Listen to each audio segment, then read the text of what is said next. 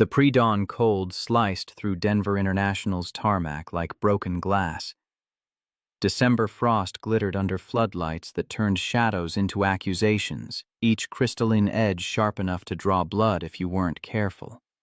Captain Victoria Brennan stood beside Gate 47, reviewing crew assignments on her tablet. 4 gold stripes gleaming on her sleeves despite the brutal hour. The air carried jet fuel and de-icing fluid chemical sharp in her nostrils, mixing with the mechanical whine of a ground power unit spinning to life somewhere in the darkness. 46 years old. 15,000 flight hours. 20 years proving herself in cockpits where men still questioned whether women belonged. She'd earned every stripe, every hour, every grudging nod. The cost showed in lines no moisturizer could soften in tension that never left her shoulders, in the way she stood apart, even when surrounded by colleagues. The assignment list glowed back at her in the floodlight's harsh glare. First Officer Harrison, her usual partner, competent and blessedly quiet someone who'd learned the rhythm of Vic's command style, had called in sick at 3 in the morning. In his place, First Officer Daniel Cross. The name meant nothing. Vic scrolled through the system searching for his profile. 8,000 hours. Type ratings on the 737. Clean record.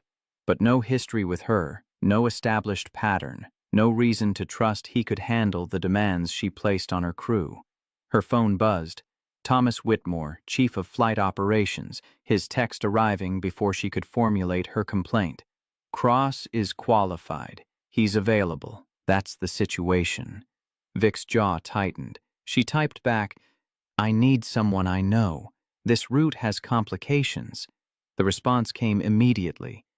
"Everyone has complications at 5 a.m. on a Monday. Make it work." She pocketed the phone, feeling isolation settle across her shoulders like winter frost, familiar protective crushing. 3 years since James died. Heart attack at 48, sudden and brutal, leaving her with a 7-year-old daughter, and grief so consuming she'd buried it under work, under control, under the rigid structure of command that kept her from feeling anything at all. Emily was staying with Vic's mother this week. School break. The apartment would be empty tonight, just like it had been empty for 1,000 nights before. That emptiness was safer than the alternative, safer than letting anyone close enough to leave. The operations center hummed with pre-flight activity. Dispatchers confirmed weather patterns, their voices carrying over the hiss of industrial coffee makers and the electronic chirp of departure boards updating. Ground crews ran final checks. The rhythm was familiar, almost soothing. Vic moved through it with practiced efficiency, gathering flight plans, reviewing fuel calculations, checking NOTAM reports for temporary flight restrictions along their route. Phoenix-bound morning departure business travelers who expected on-time performance and smooth landings. She could deliver both. She always delivered both. 6 o'clock. Daniel Cross hadn't appeared. Vic's irritation sharpened into something harder, more justified. Punctuality was fundamental. If he couldn't manage basic professionalism, how could she trust him with flight operations complexity? She pulled up his profile again, searching for something she'd missed. The photo showed a man in his mid-30s, dark hair beginning to gray at the temples, eyes that held a certain quietness she immediately interpreted as passivity. Nothing about him suggested the assertive confidence she needed in a first officer. Nothing put her at ease. Thomas Whitmore emerged from his office, coffee and hand exhaustion etched into features that had witnessed every variation of pilot drama over 3 decades of operations management. He spotted Vic and changed course, heading toward her with the resigned expression of someone about to deliver news he knew wouldn't be well received. The scent of his coffee, burnt hours old, preceded him. The words escaped before he reached her. "I know what you're going to say." Vic didn't let that stop her. "I need First Officer Harrison. He's sick. Actual sick, not avoiding you sick. Then give me Kowalski, someone with experience on this route." Thomas set his coffee down on the nearest desk, buying himself a moment. The ceramic mug met metal with a dull thunk that somehow carried finality. "Harrison's maxed his duty hours. Kowalski's in Seattle." "Cross is your option, Vic. Your only option if this flight departs on schedule. I don't know him. You didn't know Harrison the first time you flew together either. You made it work. That was different. Thomas's expression shifted, something harder entering his eyes. How? Because Harrison learned to anticipate your moods. Because he figured out how to stay quiet when you wanted silence and speak up only when you asked direct questions. Because he adapted to your style instead of challenging it. The accusation landed with precision. Vic felt defenses rising, the same automatic response that had protected her through 2 decades of men telling her she was too aggressive, too demanding, too difficult. I maintain high standards. That's not a character flaw. No one said it was. But there's a difference between high standards and impossible expectations. Thomas picked up his coffee again, signaling the conversation's end. Cross will meet you at the aircraft at 6:15. Give him a chance, Vic. That's all I'm asking. She watched him walk away, feeling the weight of his disappointment like a physical thing pressing down on her sternum. Other pilots moved through the operations center with easy camaraderie, sharing coffee and weather updates and the casual banter that came from trust. Vic stood apart, as she always stood apart, protected by distance and authority, and the wall she'd built between herself and everyone who might get close enough to hurt her. The wall had served its purpose. It kept her focused. It kept her safe. It kept her alone. 6:15 arrived with winter darkness still clinging to the sky. Vic made her way across the tarmac, her breath forming clouds that dispersed in the floodlight's harsh beams. The Boeing 737 waited beneath those lights like a patient animal, its fuselage gleaming, its engines silent. The walk-round inspection was ritual familiar, something she could perform with eyes half closed. Landing gear, secure, tires properly inflated, no visible hydraulic leaks. Wings clear of ice control surfaces moving freely. She'd performed this check 1,000 times, knew every inch of the aircraft's exterior, trusted the maintenance crews, but verified their work anyway, because trust required verification, and verification required. A figure moved beneath the starboard wing flashlight beam, cutting through the darkness. Tall, methodical in his movements, crouching to examine something Vic had already cleared. Irritation spiked. This must be Cross wasting time on an inspection already completed, creating problems where none existed. She called across the tarmac, her voice carrying the authority of rank and impatience. "First officer, the walk-round is complete. We need to begin pre-flight systems check." He straightened, flashlight still trained on the landing gear assembly. Even in the dim light, she could see the careful attention in his posture, the deliberate way he was examining something specific. He turned toward her, voice, his face calm, showing no reaction to her tone.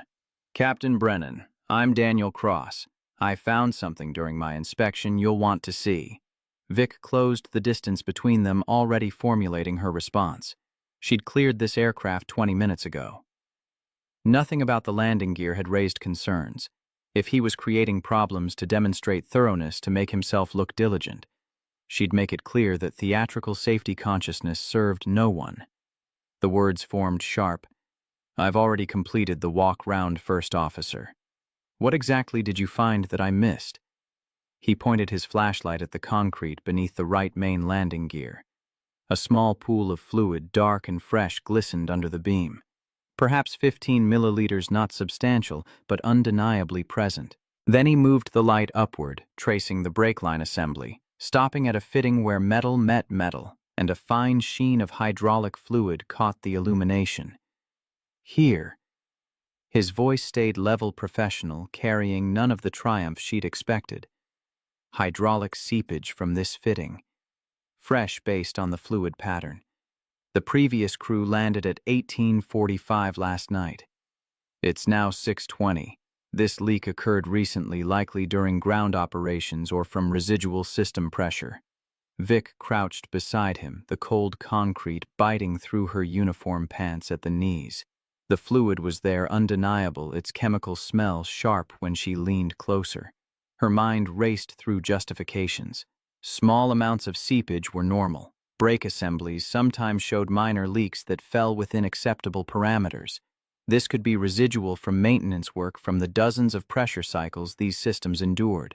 Nothing about it necessarily indicated a safety issue. But even as she formulated these defenses, something else nagged at her consciousness.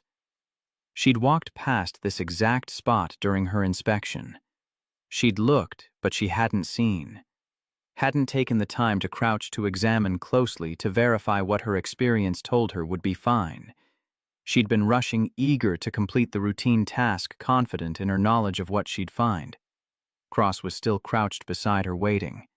Not pushing, not insisting, just present with his discovery and the quiet certainty that it mattered. She could feel the weight of his expectation pressing down like physical force, the test implicit in this moment. How she responded would set the tone for their entire working relationship. She could dismiss it, assert her authority, prove that her judgment trumped his observations. Or she could. The memory surfaced unbidden. James 3 years ago, insisting she see a doctor about the persistent cough she'd been ignoring, her irritation at his interference, her certainty that she knew her own body, that his concern was overreaction. 2 weeks later, the diagnosis: walking pneumonia, severe enough to ground her for a month. James had been right. She'd been dangerously wrong. He'd been dead 6 months later, and she'd never properly thanked him for caring when caring was inconvenient.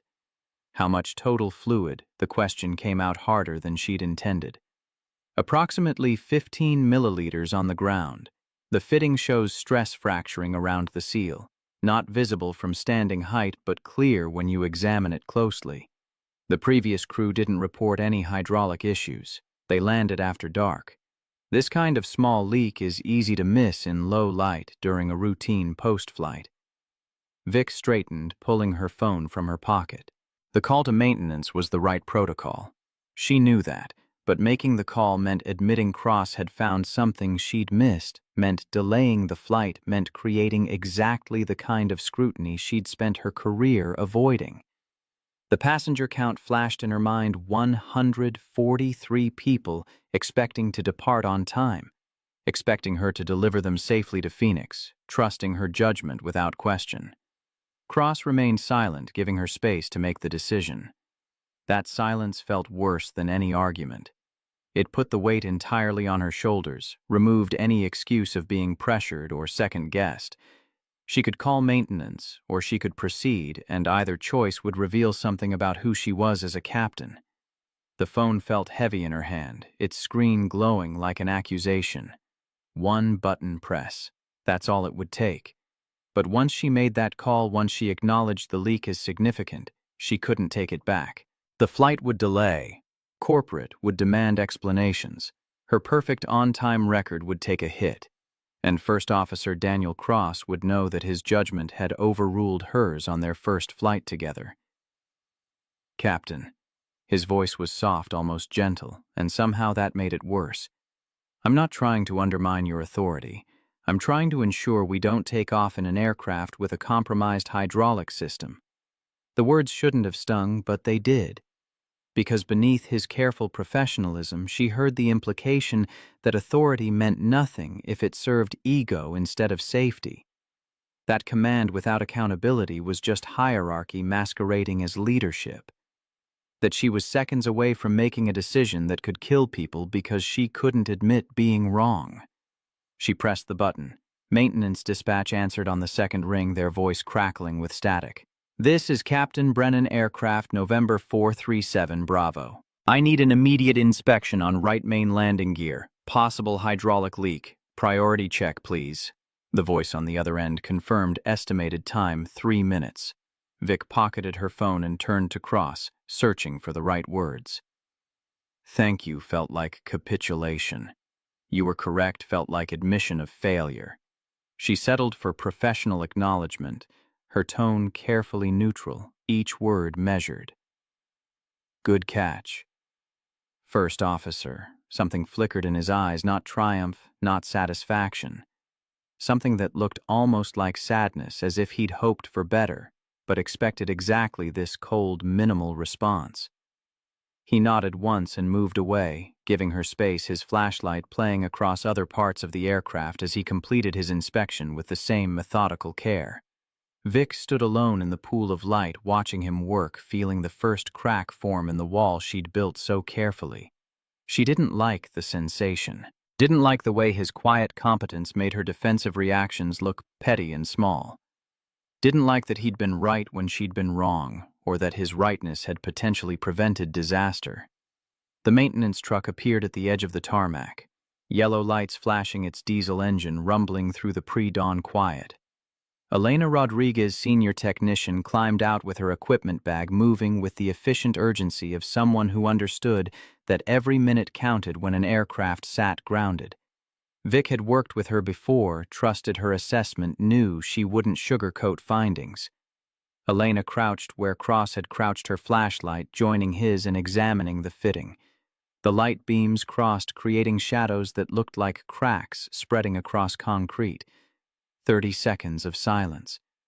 Then she straightened, brushing frost from her knees, her expression grim. He's right. Stress fracture in the fitting. Active seepage.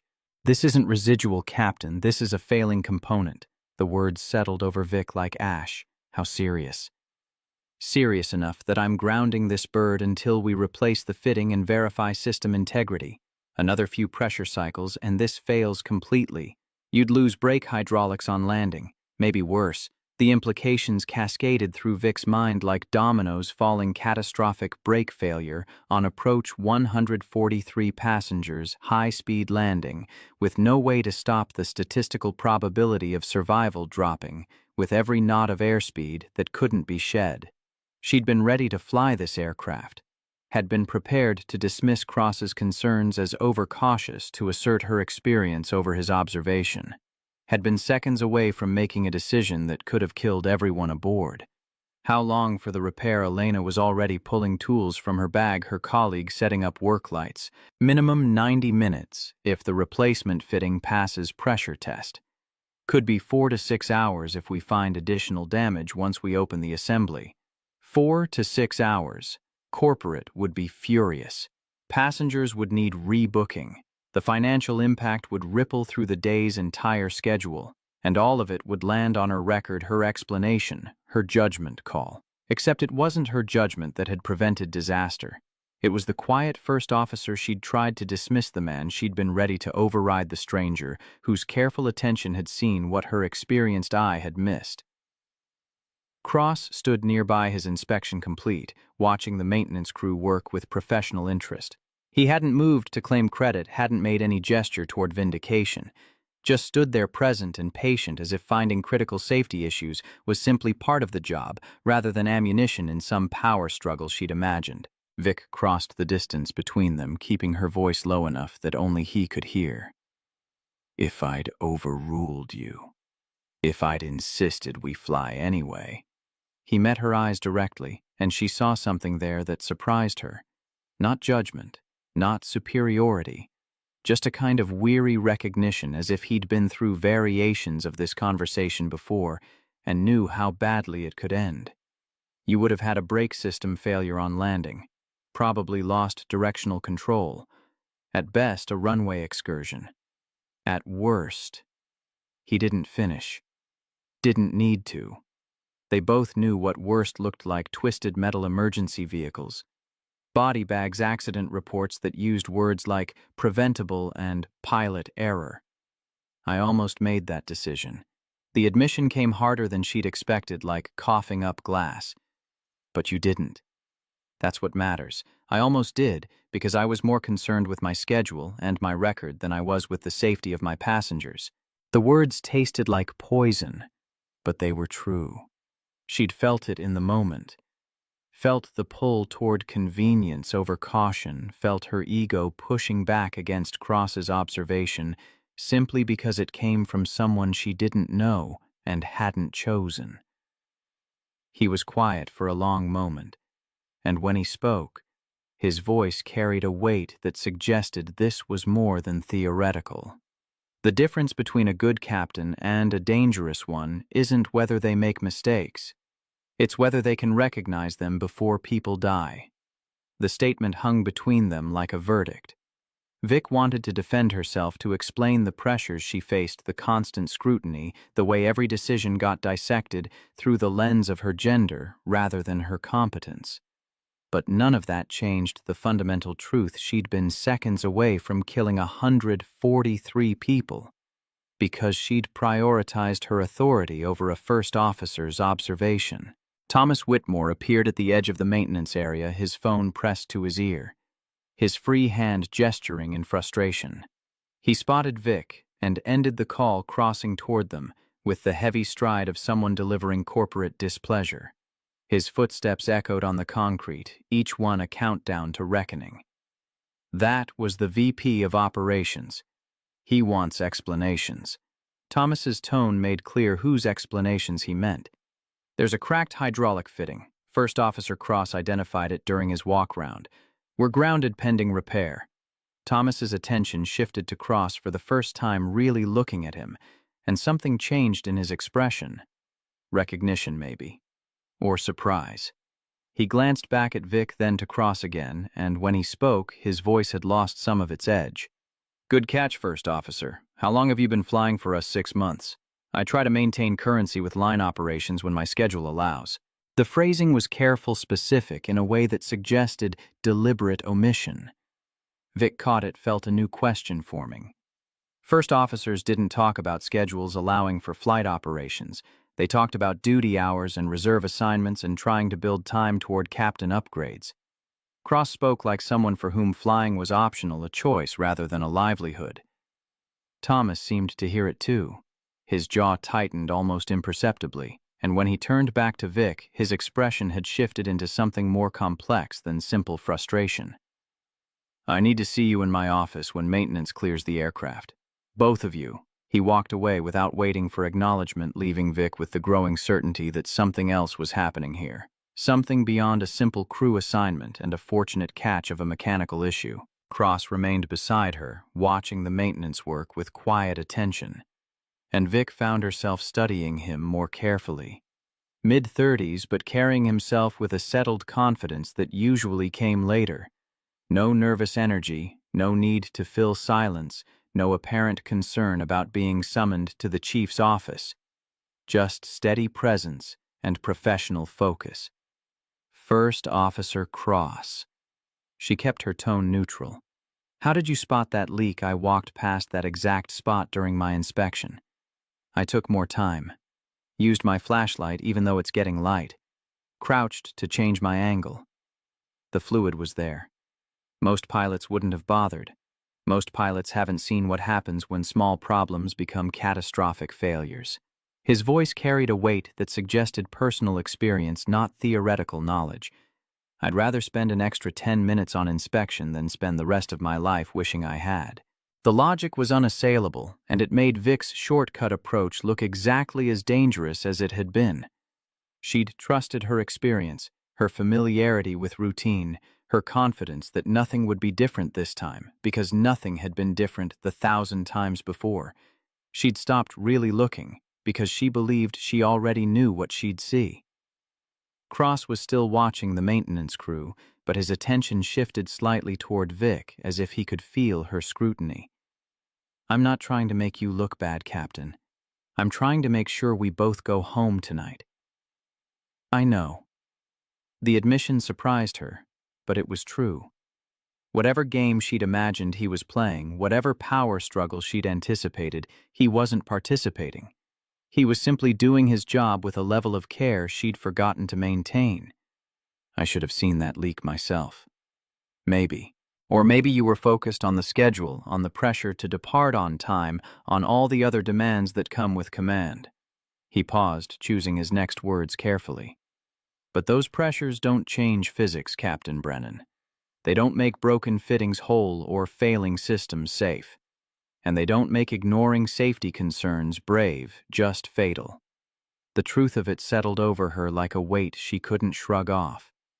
She'd let external pressure override internal standards, had let the demands of on-time performance erode the fundamental purpose of every safety check. And she'd done it unconsciously, automatically, because the pressure was constant and the erosion was gradual, and somewhere along the way she'd started cutting corners she didn't even recognize as corners anymore. Elena called from beneath the aircraft.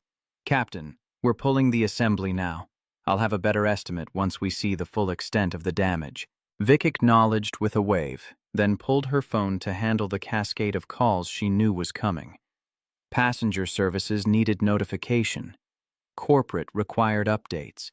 The cascade of consequences from this single delay would ripple through schedules and connections and carefully coordinated plans. All of it necessary. All of it the price of catching a problem before it became a catastrophe. Cross stepped away, giving her privacy for the calls, but she could feel him nearby, a steady presence that should have been reassuring, but instead felt like judgment.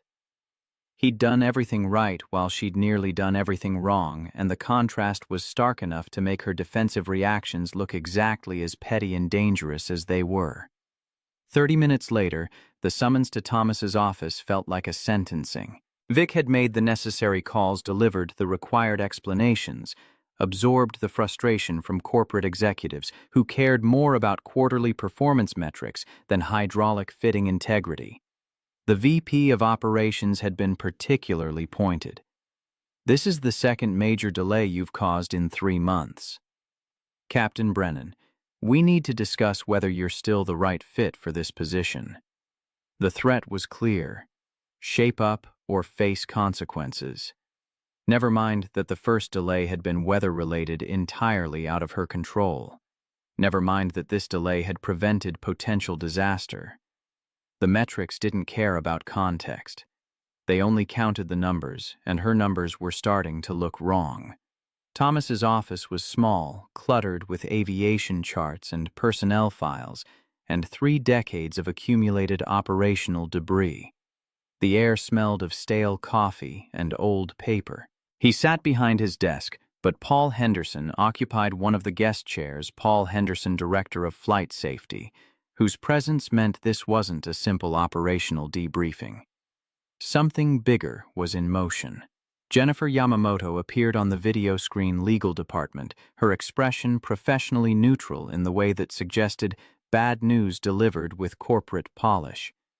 Cross took the remaining chair, his posture relaxed despite the setup clearly designed for confrontation. Thomas opened a folder and Vic recognized her own personnel file. "Captain Brennan, we need to discuss a pattern that's been developing over the past 18 months. The words landed like lead. Patterns meant documentation. Documentation meant problems serious enough to survive in corporate memory. Vic kept her expression neutral, waiting, while her mind raced through possibilities. What pattern she'd maintained perfect safety records? Her performance reviews were solid. Her on-time percentage was 3 formal complaints from first officers. Paul's voice was quiet but firm, all involving crew coordination issues, all describing a hostile work environment where safety concerns were discouraged. The accusation hit like physical force stealing air from her lungs. Vic's defenses rose immediately automatic.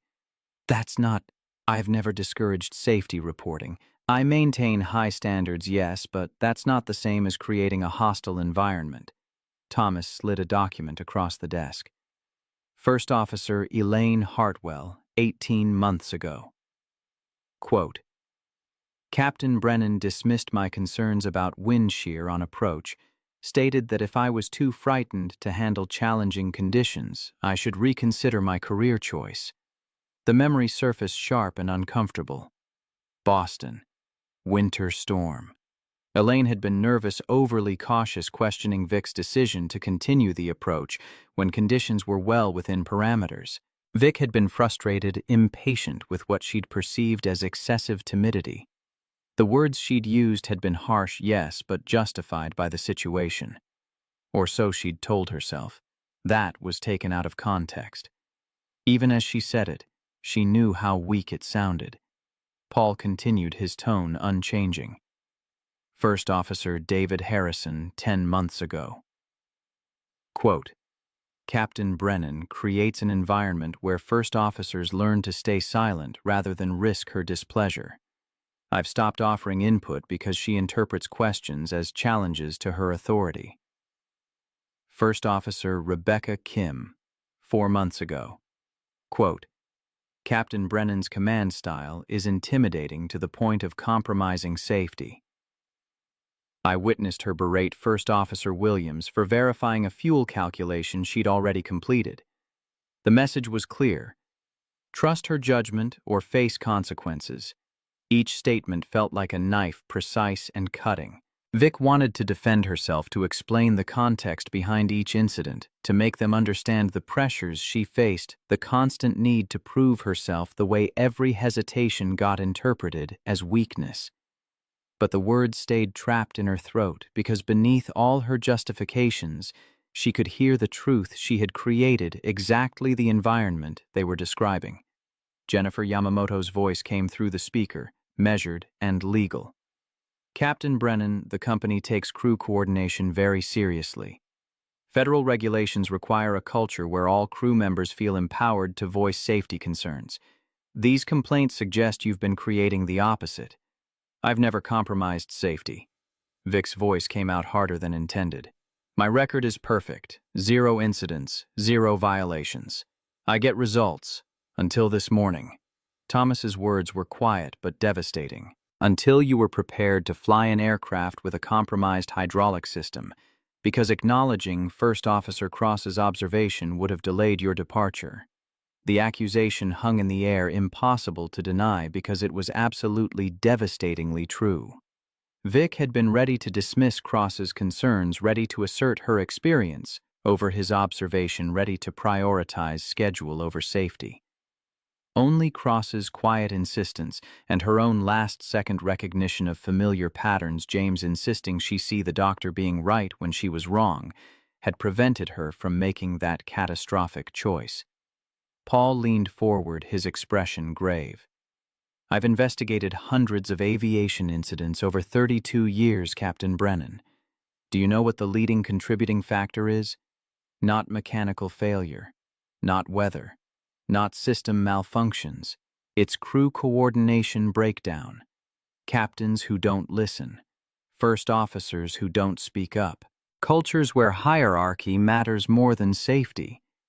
He pulled out photographs, spreading them across Thomas's desk like cards in a terrible game. Aircraft wreckage. Accident reports. Lists of casualties. Vic recognized some of them from her own training. Korean Air 801, Tenerife United 173. Cases studied in every aviation safety course, examples of what happened when crews stopped functioning as teams. Every one of these started the same way. Paul's finger traced across the images. A captain who wouldn't listen. A first officer who couldn't effectively communicate. A culture that prioritized authority over collaboration, and every one of them could have been prevented if someone had chosen humility over pride. The parallel was unmistakable, brutal in its clarity. Vic was staring at her own potential future, the disaster she'd been building toward through 3 years of increasingly toxic command style. She'd thought she was maintaining standards, protecting safety through decisive leadership. Instead, she'd been creating exactly the conditions that killed people. Thomas cleared his throat, reclaiming control of the conversation. The company has options here, Captain Brennan. We could ground you pending investigation. We could implement a performance improvement plan. We could recommend termination. Each option fell like a stone into still water, creating ripples that spread outward to touch everything. Her career, her identity, her ability to provide for Emily, the 20 years of fighting and proving and sacrificing. All of it hanging by a thread because she'd been too proud to listen, too defensive to learn, too isolated to recognize how dangerous she'd become. However, the word came from Cross, his first contribution to the conversation, and everyone turned toward him. I'd like to propose an alternative. Thomas's expression shifted, something unreadable passing across his features. Go ahead, First Officer. Captain Brennan has excellent technical skills. Her system knowledge is exceptional. Her decision-making in actual emergencies has been consistently sound. Cross's voice remained level factual. The issue isn't competence, it's crew coordination, and that's teachable. Paul raised an eyebrow. You're suggesting remedial CRM training. I'm suggesting intensive, focused development. 3 months, 7 designated flights together, each one targeting specific coordination skills, monthly evaluations, final assessment by someone Captain Brennan has harmed in the past, someone who can verify whether the change is genuine. The proposal hung in the air, more generous than Vic deserved, more demanding than simple training. It offered redemption, but required genuine transformation. It preserved her career, but stripped away the protective shell of authority she'd hidden behind. Jennifer's voice came through the speaker. That's highly irregular. We don't typically structure remedial programs around specific crew pairings. Then consider it an exception. Cross's tone didn't change, but something in his posture suggested this wasn't a request. Captain Brennan made a significant error in judgment this morning, but she also made the right call when it mattered. That suggests capacity for change. I'm willing to invest 3 months in seeing if that capacity can become consistent practice. Thomas was watching Cross with that same unreadable expression, and Vic suddenly understood he knew something about Cross that she didn't. Something that explained why a first officer was proposing training programs instead of accepting whatever decision management handed down. Something that gave Cross authority beyond his rank. Why? The question escaped before Vic could stop it. Why would you offer this? I've been nothing but hostile. I dismissed your concerns. I nearly made a decision that could have killed everyone aboard. Why invest time in someone who's treated you exactly the way these complaints describe? Cross turned to face her fully, and for the first time she saw past his careful neutrality to something deeper. Grief, maybe. Or recognition of something he'd lost and didn't want others to lose the same way. Because I don't invest in airlines to fire good pilots. The words came quiet but certain. I invest to build cultures where safety matters more than ego. And sometimes that means giving people the chance to become better than their worst moments. The statement landed like a bomb. Invest in airlines, not fly for airlines. Invest. Ownership language. Authority that came from something beyond crew assignments and duty rosters. Vic's mind raced through implications through the careful way Thomas had been watching Cross, through the deference Paul and Jennifer showed, despite Cross's nominal rank as first officer. Who are you? Her voice came out barely above a whisper. Thomas answered, his tone heavy with something that might have been apology or warning. First Officer Daniel Cross owns 37% of this airline, Captain Brennan. He purchased his stake 6 months ago through a private investment group. He's been flying line operations to assess our culture firsthand, to understand what actually happens in cockpits when corporate isn't watching. The revelation crashed over Vic like decompression, sudden violent stealing air from her lungs. Owner. 37%. Watching. Evaluating. Every dismissive word she'd spoken on that tarmac, every defensive reaction, every moment of casual cruelty, he'd witnessed it all. Not as anonymous first officer she could forget, as the man who could end her career with a single conversation. And he'd found the leak she'd missed, proven her incompetent through her own blind arrogance. The urge to vomit rose sharp and immediate. I didn't know. The words were inadequate, pointless, but they were all she had. That was the point. Cross's voice remained gentle despite the power he could wield. I needed to see real behavior, not performance for ownership. And what I saw this morning was a captain so focused on defending her authority that she nearly flew a damaged aircraft. That's not acceptable. It's also not unfixable. Paul gathered the accident photos, tucking them back into his folder with the care of someone handling evidence of past tragedies. The question isn't whether you can be fixed, Captain Brennan. It's whether you're willing to do the work. Real work. Honest examination of your command style and genuine commitment to change. Vic looked around the room, seeing her career balanced on this single choice. Accept Cross's proposal and submit to 3 months of scrutiny evaluation, forced transformation. Or refuse and face the alternatives, investigation termination, the end of everything she'd built. The choice should have been obvious, but something in her resisted. Accepting help felt like admitting defeat. Submitting to Cross's training felt like capitulation to the very challenges to her authority she'd been fighting against. But beneath that resistance, quieter and harder to ignore, came the memory of that hydraulic fitting. The leak she'd missed. The disaster she'd nearly enabled. The 143 lives she'd been ready to risk because she was too proud to acknowledge a first officer's observation. That memory cut through pride and defensiveness and all the protective armor she'd built over 20 years. I accept. The words came hard but clear. I'll do the training. I'll work with First Officer Cross. I'll do whatever it takes to become the captain I thought I was. Cross nodded, something like relief crossing his features. Then we start Monday. 6 a.m., Training Room C. Don't be late. The meeting ended with procedural details, documentation schedules, checkpoints for evaluation. Vic absorbed it mechanically, her mind still reeling from the revelation of Cross's identity, from the recognition of how badly she'd misjudged him, from the growing understanding that her defensive reactions had been building toward exactly this kind of reckoning. When the others left, Thomas gestured for Vic to remain.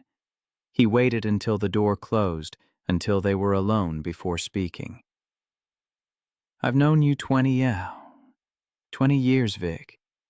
I remember when you were a first officer, fighting for every opportunity, determined to prove yourself in a field that didn't make space for women. His voice carried genuine sadness. Somewhere along the way, that fight turned into something else. That determination became rigidity. That strength became isolation. James's death, she started, changed you. I know. Grief does that. He paused, choosing his words with the care of someone who understood that truth delivered wrong could destroy what it meant to heal. But you've been using that grief as armor, Vic. Using it to justify pushing everyone away, to defend treating your crew like threats instead of partners. This is your chance to find your way back. Not to who you were before James died, but to someone new. Someone who learned from loss instead of being destroyed by it.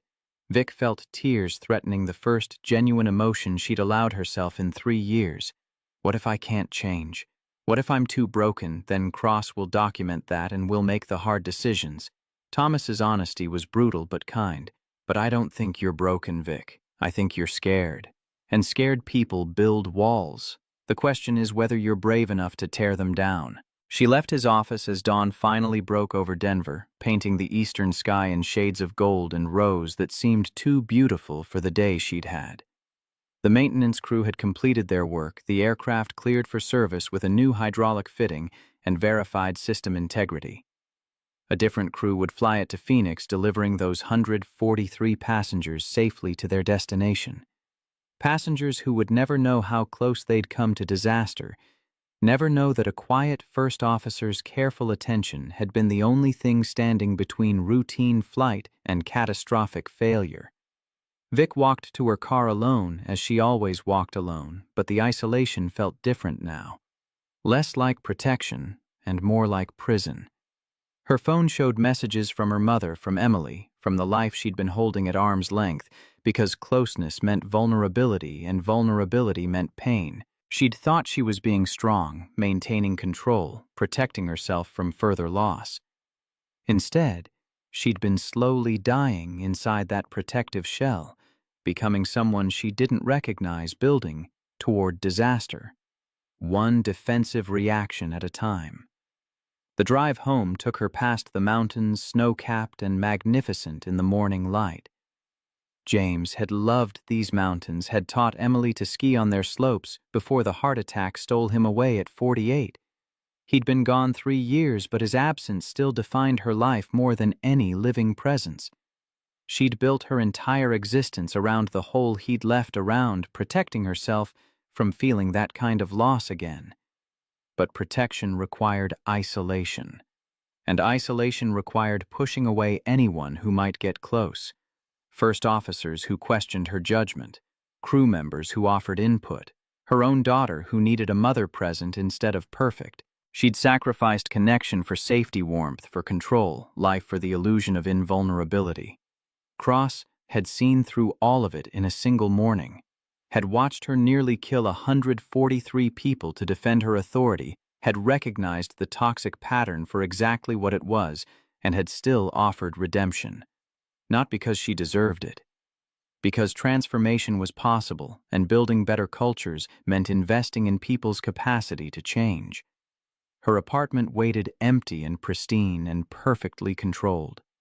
Vic stood in the doorway looking at the space she'd created, beautiful and sterile, organized and lifeless. The Christmas tree stood in the corner, expensive ornaments arranged with designer precision, no warmth or memory or love visible in its perfect symmetry. Emily's drawing was still on the refrigerator, that heartbreaking message in crayon, "I miss Daddy.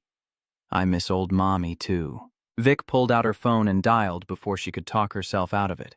Her mother answered on the second ring. "I want Emily to come home, today. Right now. I need to spend time with my daughter before I forget how." The words felt like surrender and salvation simultaneously, like the first step toward tearing down walls she'd been building for 3 years. Like choosing life over safety, connection over control, transformation over the slow death of isolation. Monday would bring Training Room C and Daniel Cross and the hard work of becoming someone better than her worst moments. But tonight she would practice something simpler and infinitely harder, being present for someone who needed her, even though presence meant vulnerability, and vulnerability meant risk. The sun climbed higher over Denver, burning away the last shadows of night. Somewhere in the city, Cross was probably visiting his mother in memory care, sitting with loss that mirrored Vic's own. Somewhere Thomas was documenting the day's events, recording the near disaster and the narrow redemption. Somewhere, 143 passengers were boarding rescheduled flights, never knowing how close they'd come to becoming statistics in Paul Henderson's accident files. And in a small apartment overlooking the mountains James had loved, Victoria Brennan made coffee and waited for her daughter to come home, preparing to begin the hardest work of her. The weekend had passed in restless reflection.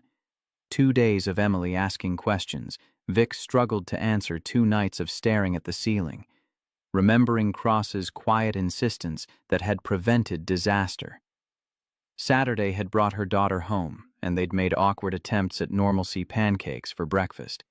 A movie neither of them really watched, bedtime stories that felt like rituals they were relearning after years of abandonment. Sunday, Emily had asked if Mommy was in trouble at work. Vic had said yes, but she was going to fix it. The simple honesty felt revolutionary. Monday arrived with winter bite that made the walk from parking lot to training facility feel like penance. 5:45 in the morning, darkness still claiming the sky, Vic's breath forming clouds as she approached the nondescript building where airline training happened away from passenger eyes. The air carried yesterday's snow and diesel exhaust from idling trucks. Her hand trembled slightly on the door handle, not from cold, but from something closer to fear. Training Room C occupied the second-floor windows overlooking the maintenance hangars, where aircraft received the kind of careful attention Vic had stopped giving her own inspections. The room smelled of stale coffee and dry erase markers, the fluorescent lights casting everything in institutional pallor. Outside the windows, maintenance crews worked on aircraft in the pre-dawn darkness, their floodlights creating islands of illumination against the winter black. The heating system rattled and banged, old building protesting the cold. The room was standard corporate tables arranged in a U-shape, whiteboards covering 2 walls, projection screen, waiting, blank and patient. But what made Vic's stomach clench wasn't the setting. It was the woman standing at the front of the room, her posture professional, but her eyes carrying 3 years of accumulated hurt. Jessica Park. 38 now, her dark hair pulled back in a style that suggested military precision. her expression carefully neutral in the way people learned when they'd been damaged and chose professionalism over emotion. Vic remembered her as a first officer, competent, thorough, perhaps overly cautious. She didn't remember destroying her. But the documentation Thomas had shown proved otherwise, and the way Jessica was looking at her now confirmed every word of those formal complaints. Cross arrived exactly at 6, carrying 2 travel mugs and a folder thick with materials. He handed one mug to Vic without comment, took the seat beside her, and waited. The coffee was hot, black, stronger than the swill from the operations center. The silence stretched heavy with everything unspoken until Jessica finally moved from her position by the screen. Her voice came level controlled. "Before we begin the formal curriculum, I need to ask you something. Captain Brennan, do you remember our last flight together, the approach into Boston during that winter storm?" The memory surfaced reluctantly. Heavy snow visibility dropping wind shear reports from aircraft ahead. Jessica had been hesitant, questioning Vic's decision to continue the approach. Vic remembered being annoyed, impatient with what felt like excessive timidity. The specific words escaped her, lost in hundreds of similar exchanges where she'd defended her judgment against challenges she'd interpreted as weakness. "I remember the flight." Vic kept her tone careful. "I don't remember the exact conversation." "Then let me refresh your memory." Jessica pulled up audio on the projection screen, cockpit voice recorder, time-stamped 3 years prior. The first voice was Jessica's younger, more uncertain captain.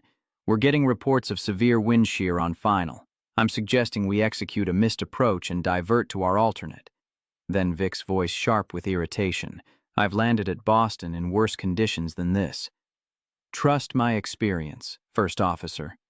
Jessica's voice smaller now, "I understand, but the reports are coming from aircraft with more power than we have." "I'm concerned," Vic's voice cutting across, "if you're too frightened to handle difficult approaches, maybe you should reconsider your career choice. I need a first officer who can function under pressure, not second-guess every decision I make." The silence that followed on the recording was worse than any argument. Just the sound of engines and storm, and underneath it all, the death of trust between crew members who needed each other to survive. Jessica stopped the playback, her expression unchanged, but something in her eyes suggested this wasn't just professional exercise. This was reckoning. The recording ended. Silence crashed down like cabin pressure lost at altitude, sudden, absolute, devastating. That voice, cold, cutting. "If you're too frightened to handle difficult approaches, maybe you should reconsider your career choice." She'd said that 3 years ago, yes, but the cruelty was hers, undeniable, preserved in digital recording that wouldn't let her rewrite history or soften the edges. Jessica had carried those words for 3 years, had developed panic attacks from them, and Vic hadn't even remembered speaking them until confronted with evidence. "We landed safely that day." Jessica's words were precise, factual. "You logged it as a routine flight, but what you didn't know, what I never told you because you'd made it devastatingly clear my input wasn't welcome, was that I requested permanent crew reassignment the next morning. That was my last flight as your first officer, and it took me 6 months of therapy to stop having panic attacks every time I had to speak up in a cockpit." The impact of those words hit Vic like physical force. 6 months of therapy, panic attacks, professional damage that extended far beyond hurt feelings or wounded pride. She'd broken something, and Jessica had done it casually and completely, and had never even noticed because she'd been too focused on defending her own authority to see the human cost. "I'm sorry." The words were inadequate, pointless, but they needed saying. "I had no idea I'd caused that kind of harm." "No." Jessica's response was immediate and unforgiving. "You had no interest in knowing. There's a difference. You weren't oblivious, Captain Brennan. You were willfully blind. You chose not to see because seeing would have required acknowledging that your command style was toxic." Cross remained silent beside Vic, a steady presence that offered no rescue.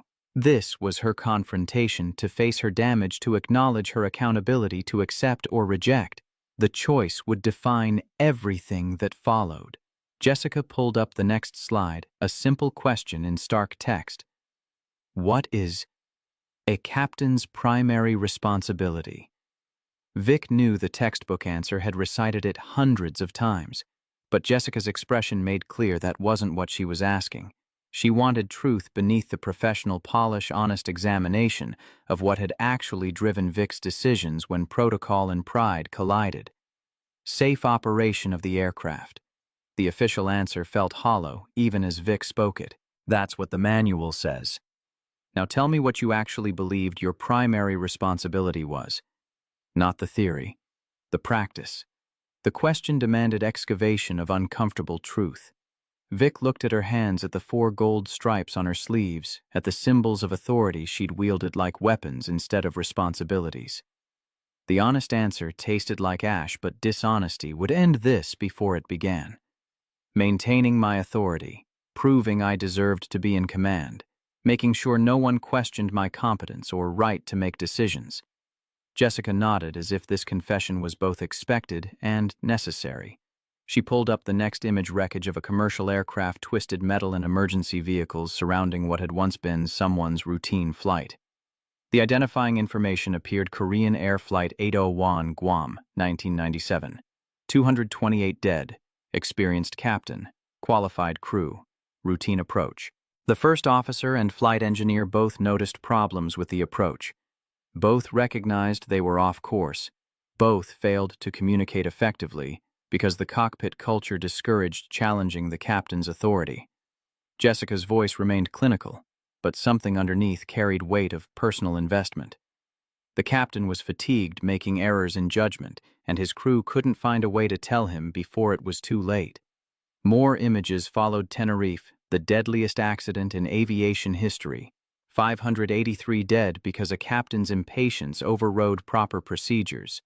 United, 173 running out of fuel while the captain focused on landing gear and ignored increasingly desperate warnings about fuel state. Avianca 52 crashing because the first officer couldn't effectively communicate their fuel emergency to air traffic control. Each one showing the same pattern: hierarchical cockpit culture. Silenced crew members, captains who wouldn't listen until listening no longer mattered. Notice the pattern. Jessica's finger traced across the accident reports. In every case, there were crew members who saw the problem, who knew something was catastrophically wrong, who tried to speak up. But the captain's authority created an environment where those warnings couldn't be heard effectively, where hierarchy mattered more than safety, where pride killed people. She turned from the screen to look directly at Vic, and the compassion in her expression was somehow worse than anger would have been. You created that same environment, Captain Brennan.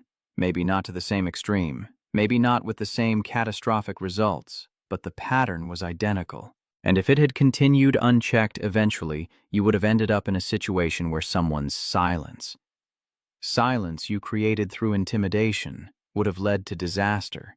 The assessment was surgical in its precision, cutting through every defense Vic might have offered. She'd seen herself as maintaining standards, as refusing to accept mediocrity, as doing what strong leadership required. But Jessica's evidence showed different truth. She'd been building toward catastrophe through tiny erosions of crew coordination, through small moments where pride mattered more than safety, through gradual normalization of toxic dynamics that killed people when circumstances aligned wrong. Cross finally spoke, his voice quiet but carrying authority that came from something beyond rank. Good captains make mistakes. Dangerous captains make mistakes and defend them. Great captains make mistakes, recognize them before people die, and build systems that catch future errors. The statement hung in the air like verdict and challenge simultaneously. Jessica pulled up the final image, black box transcript from a flight Vic didn't immediately recognize. Then she saw the date, saw her own name in the crew listing, felt ice form in her chest. This is cockpit voice recording from your flight 4 months ago. Denver to Miami. First Officer Rebecca Kim was flying with you. Jessica started the playback. Rebecca's voice professional but tentative. Captain, I'm seeing unusual engine temperature readings on number 2. May I suggest Vic's voice sharp with dismissal? Those readings are within normal parameters. Focus on your assigned duties. First officer. Rebecca quieter now. Yes, ma'am. I just wanted to Vic again. Harder. I appreciate your vigilance, but I need you to trust that I'm monitoring all systems. Constant questioning undermines crew efficiency. The playback ended. The temperature readings had been fine. Rebecca had been wrong to worry, but the message Vic had sent was brutally clear. Don't speak up. Don't question. Don't offer input unless explicitly requested. The message that created accidents when the first officer who'd learned to stay silent actually had information the captain needed. Rebecca filed her complaint 2 days later. Jessica's words were gentle but unsparing. She described your command style as intimidating to the point of compromising safety. She's now flying for a different airline because she couldn't imagine continuing to work in an environment where speaking up meant facing your displeasure. Vic felt something crack inside her chest, some last defense against recognizing what she'd become. She'd driven Rebecca away, had driven Jessica away, had created such toxic environment that competent professionals chose to leave rather than continue flying with her. And she'd done it all while telling herself she was maintaining excellence, protecting standards, being the strong leader aviation required. How do I fix this? The question came out barely above whisper.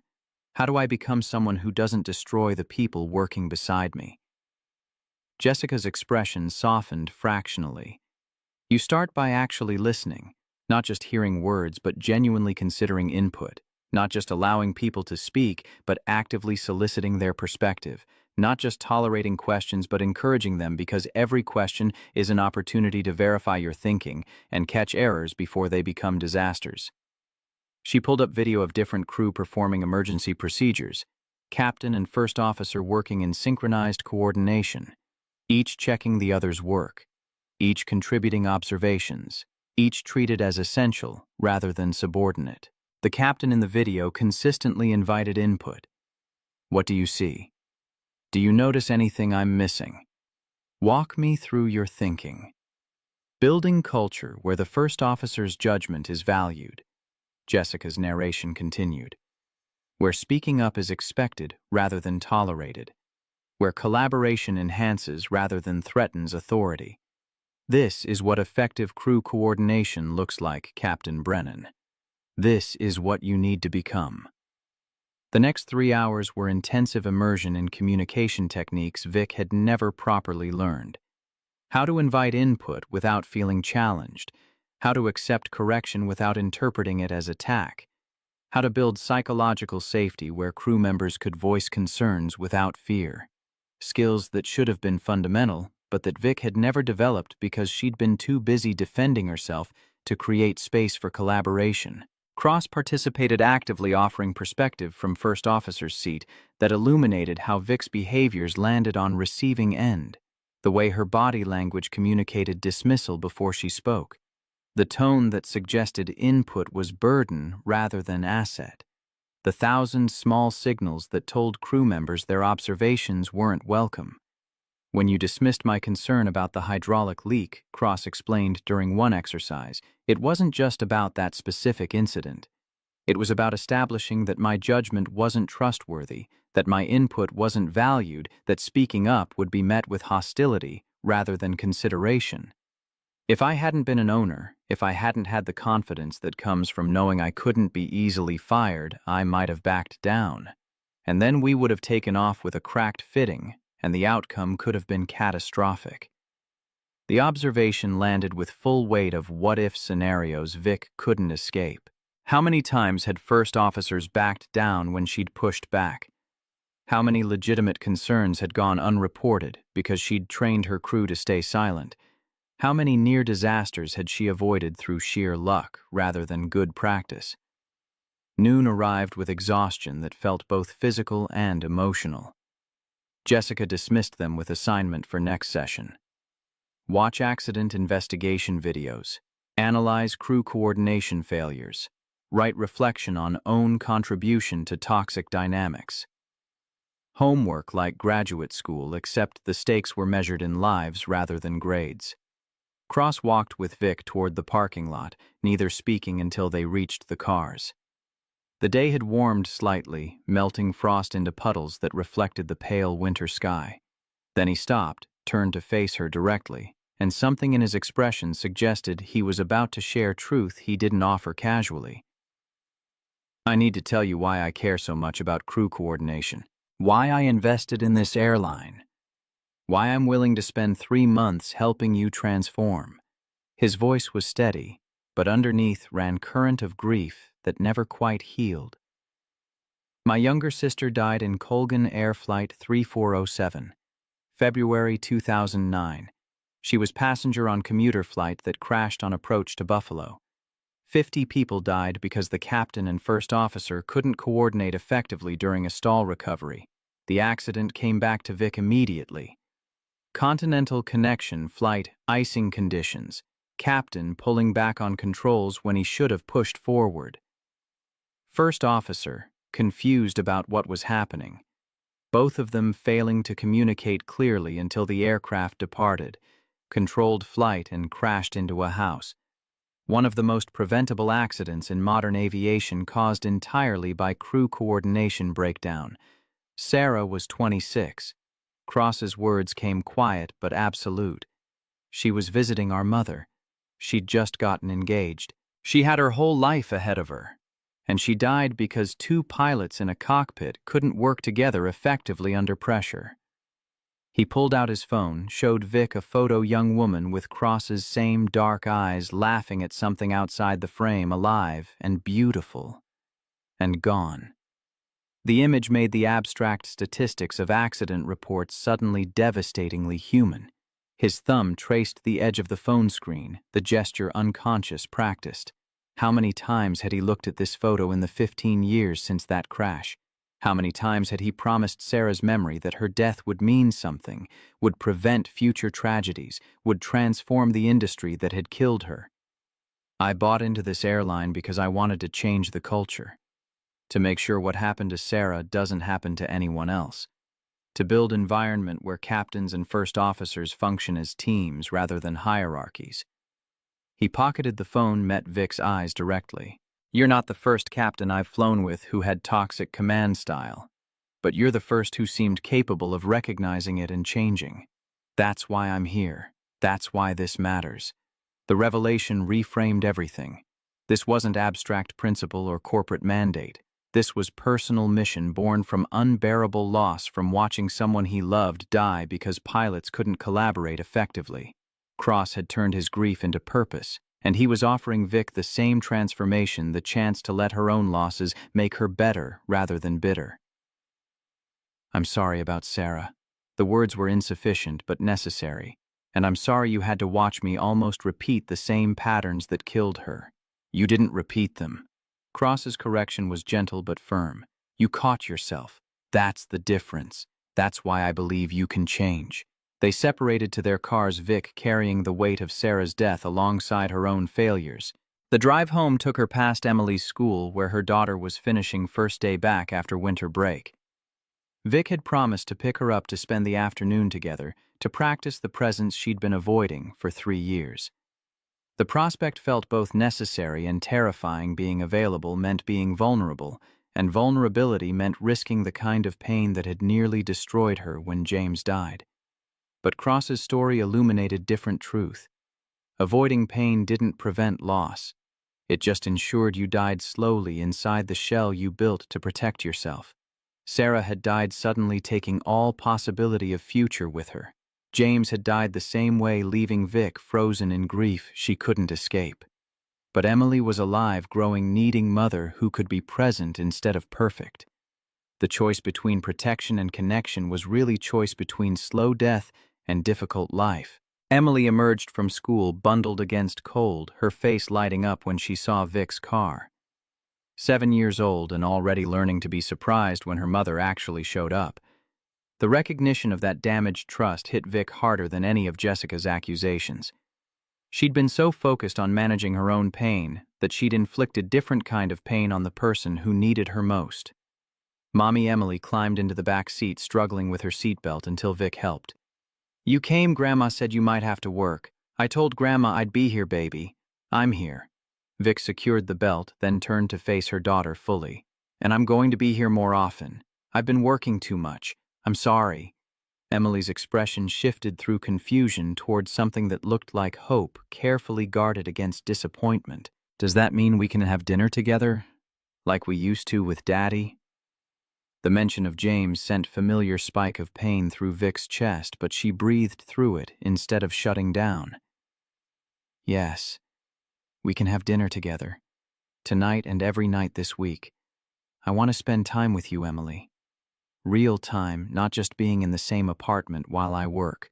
They went home and made spaghetti together. Emily standing on a stool to help stir sauce while Vic chopped vegetables and tried to remember how to exist in domestic space without treating it like another task to complete efficiently.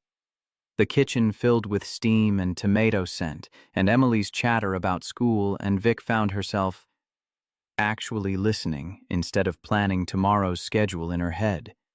After dinner, Emily produced a book, one of James's favorites from before he died.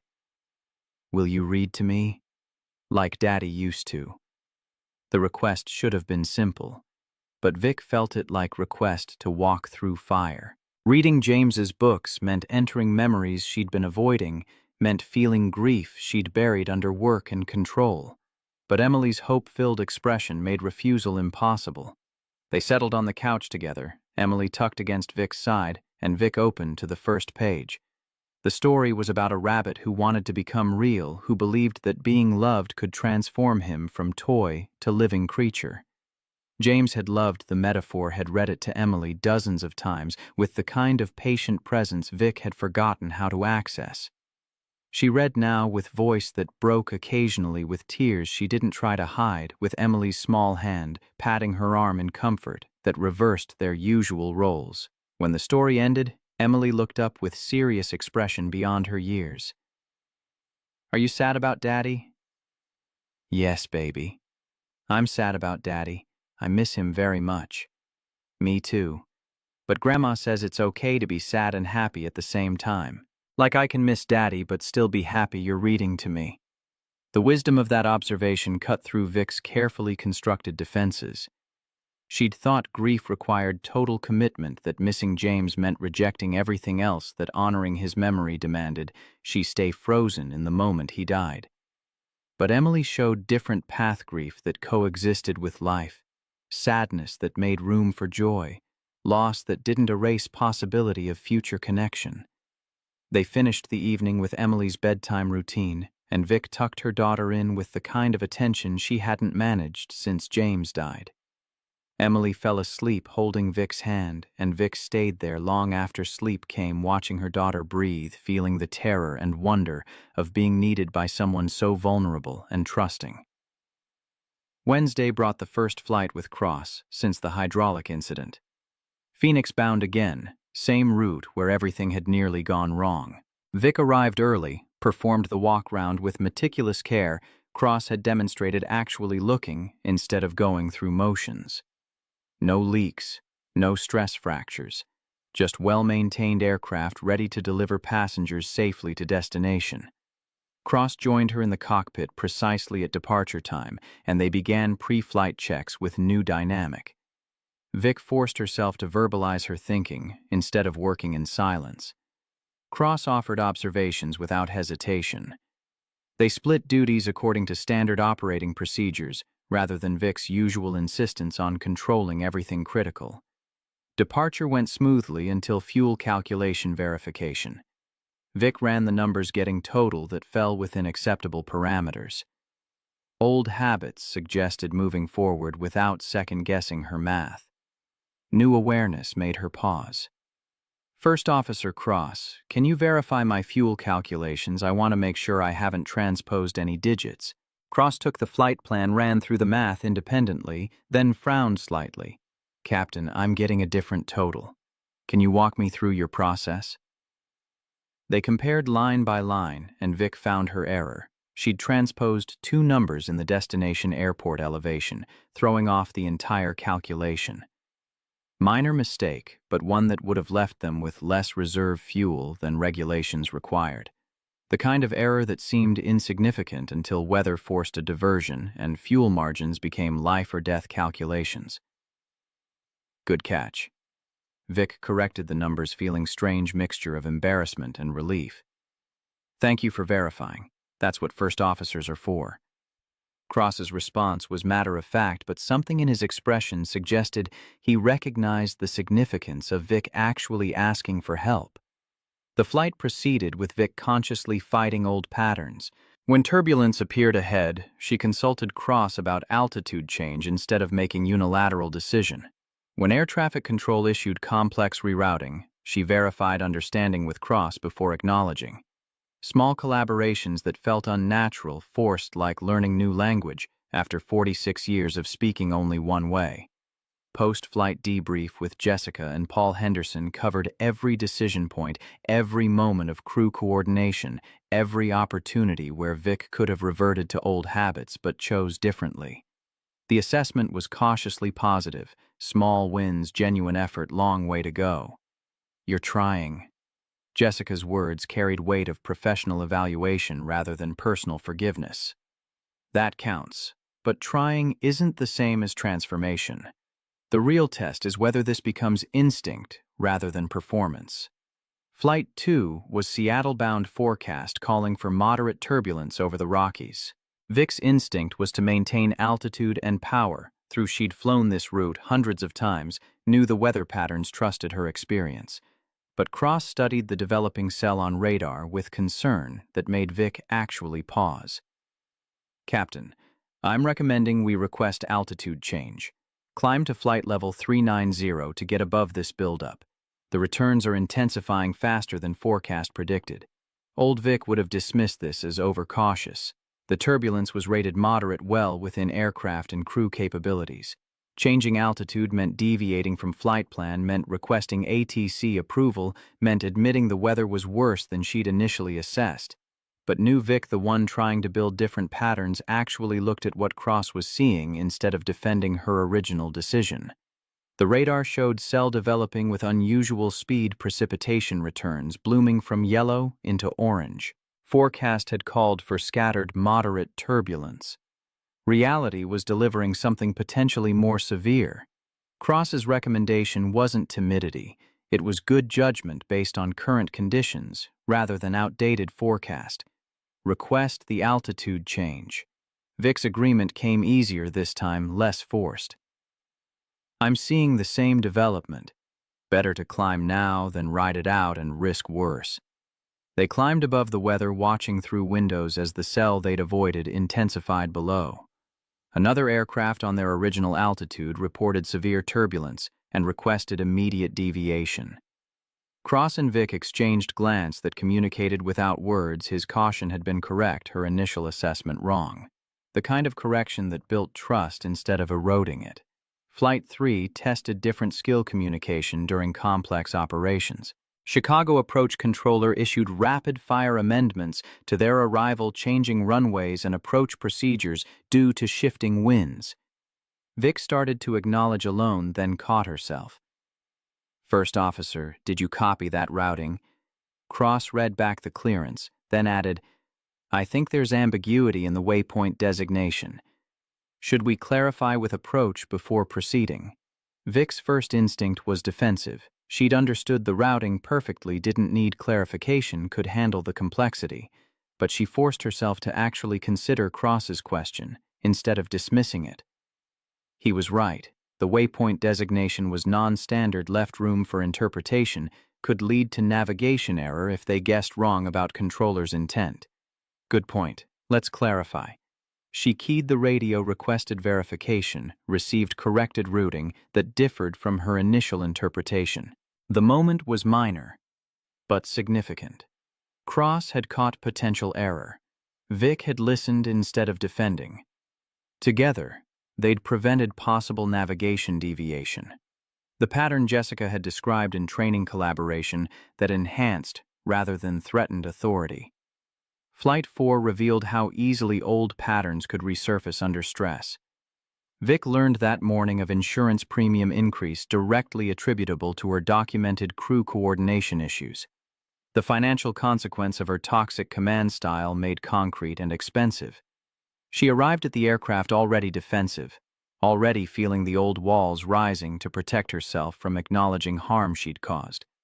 During pre-flight, Cross asked routine question about fuel reserves, and Vic snapped, "I know how to calculate fuel, first officer.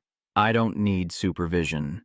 The words came out sharp, dismissive, exactly the tone she'd been working to eliminate. Cross didn't respond immediately, just looked at her with expression that suggested he recognized the regression for what it was. They completed pre-flight in uncomfortable silence, Vic's defensiveness hardening with each passing minute. Halfway through, the flight turbulence jostled the aircraft hard enough to wake sleeping passengers. Cross noted the intensity suggested they activate the seatbelt sign earlier than standard procedure required. Vic heard herself preparing to refuse to assert her judgment about when precautions became necessary to treat his suggestion as challenge rather than collaboration. Then she caught herself, heard her tone in her head, recognized the pattern she was falling back into because stress made old habits easier than new growth. The recognition stopped her. Mid-breath shifted what she'd been about to say into something different. "You're right, and I apologize for snapping during pre-flight. I'm frustrated with myself, not you, and I let that frustration affect how I treated you. That was inappropriate." Cross's surprise was visible for just a moment before professionalism smoothed his expression. "Acknowledged, Captain. We're human. Recovery matters more than perfection." The grace in that response, the willingness to accept apology and move forward rather than holding grudge, made Vic's throat tight. She'd been prepared for judgment, for documentation of her regression, for evidence that she couldn't actually change. Instead, Cross offered the same patience he'd shown from the beginning, the same belief that transformation was possible even when setbacks occurred. Jessica's next training session focused on exactly that challenge, maintaining new patterns under stress. She showed video of crews facing emergencies, some maintaining coordination under pressure, some reverting to hierarchical commands that compromised effectiveness. The difference wasn't skill or experience. It was practice of collaboration so thorough it became instinct rather than performance.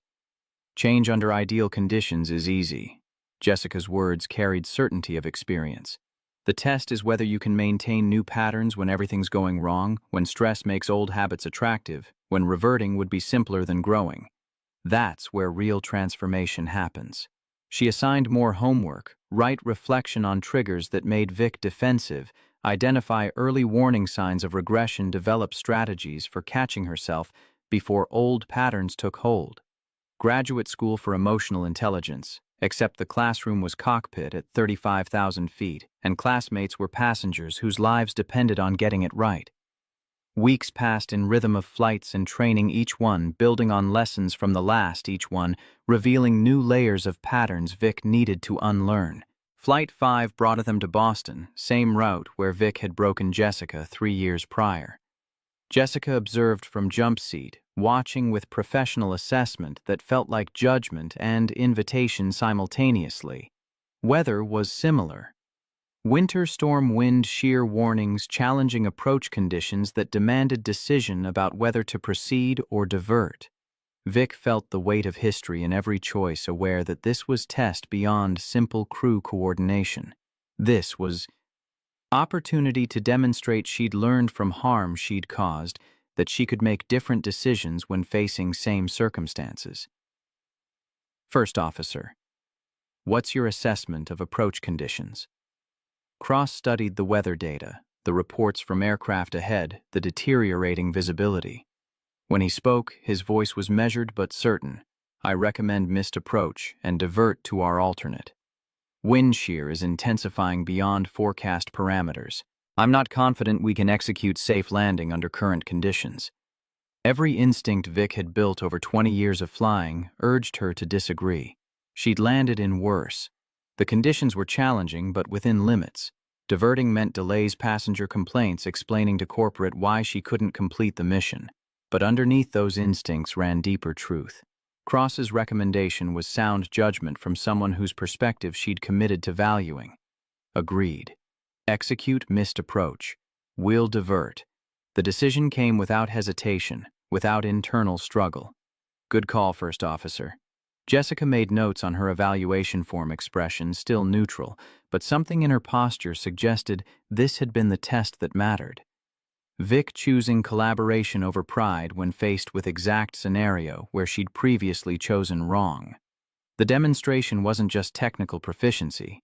It was evidence of transformation. Flight 6 brought Miami-bound passengers and a first officer Vic had never met. Marcus Chen, 28 years old. Nervous energy radiating from every gesture, the kind of over-eager professionalism that suggested he'd heard stories about her and was terrified of making mistakes. Cross wasn't flying this route intentional absence designed to test whether Vic's transformation held without his steady presence to guide her choices. The pre-flight briefing revealed Marcus's anxiety in the way he triple-checked every item in the slight tremor of his hands on the flight plan, in how carefully he avoided direct eye contact.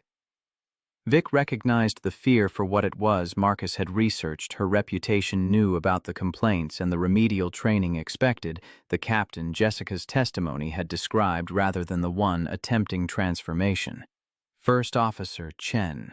Vic kept her tone deliberately gentle. I need you to understand something before we fly together. I've made serious mistakes in how I've treated crew members in the past. I've created environments where people were afraid to speak up.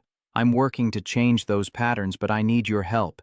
If you see something concerning, if you disagree with a decision, if you have information I should consider, I need you to tell me. Always. Without hesitation. Marcus's surprise was complete, his professional mask slipping to reveal genuine confusion. Captain... Yes, ma'am. I understand. I'm serious, Marcus. Your judgment has value. Your observations matter. We're a crew, not a hierarchy. Promise me you won't stay silent about safety concerns because you're worried about my reaction. Something in his posture shifted tension, easing fractionally. I promise, Captain Brennan. They flew to Miami with Vic consciously demonstrating the collaboration she'd been practicing, inviting Marcus's input on weather routing, asking him to verify her fuel calculations, splitting radio duties according to standard procedures rather than Vic's old habit of controlling all critical communications. Small demonstrations that built Marcus's confidence until he was offering observations without prompting, contributing to decisions as equal partner rather than subordinate waiting for orders. Halfway through the flight, Marcus noticed unusual engine temperature fluctuation. Minor variation, probably nothing significant, the kind of reading that fell within normal parameters, but deserved monitoring. He hesitated before mentioning it, and Vic could see the internal struggle, risk looking paranoid, or trust that this captain actually meant what she'd said about welcoming input. Captain, I might be seeing something, or I might be overly cautious, but engine 2 is showing temperature variations that seem slightly irregular. Old Vic would have checked the readings herself. Dismissed them as normal, perhaps added comment about not wasting attention on minor fluctuations. New Vic actually looked at what Marcus was seeing, actually considered whether his observation warranted investigation, rather than immediately defending her assessment that everything was fine. The readings were subtle, barely outside standard deviation, but Marcus was right that the pattern was unusual. Not emergency, not immediate concern, but worth monitoring and documenting for maintenance review. Good catch. Vic made the entry in the aircraft log, noting the observation for post-flight inspection. That fluctuation could indicate early compressor wear. If you hadn't flagged it, maintenance might not have caught it until the degradation became more serious. Your observation might have prevented future engine issues. Marcus's visible relief suggested he'd expected different response had been prepared for dismissal or criticism. Instead, Vic had validated his judgment and demonstrated that speaking up led to productive outcome rather than hostile reaction.